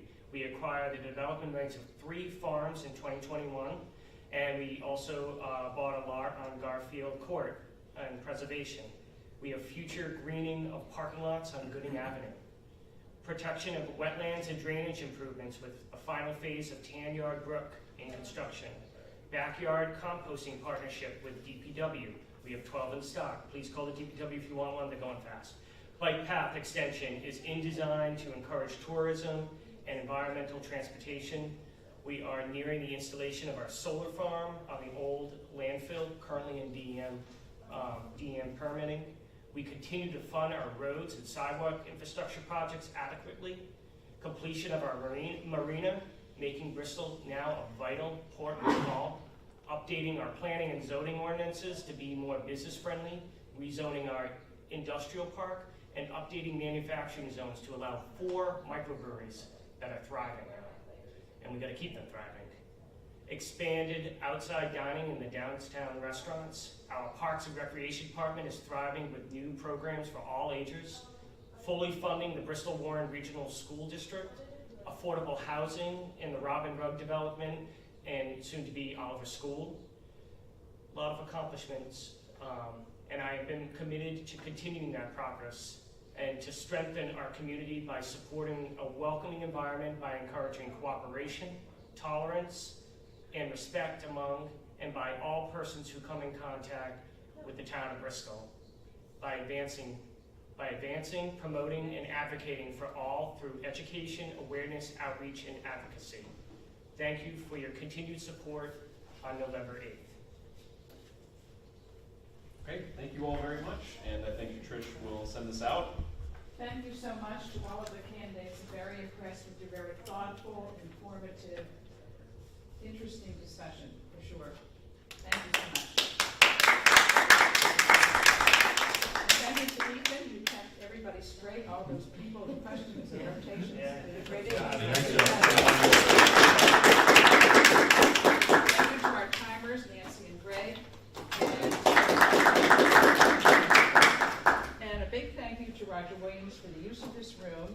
Heidi Dagwin was the special coordinator who arranged it for us. And a big thanks to Joseph, our technician, who is filming all of this so that it will be available until Election Day. So tell everybody to tune in and watch the forum. He did a wonderful job. Just two other reminders. Next week, right here in this room, the school committee, the Bristol School Committee candidates will be debating at 7 o'clock, live streaming again. And other forums for the Bristol district candidates will be on October 13th and 26th.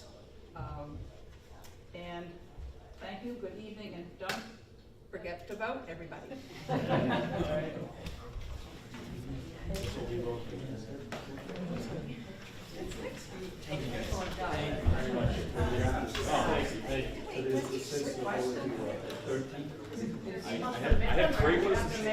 had great ones.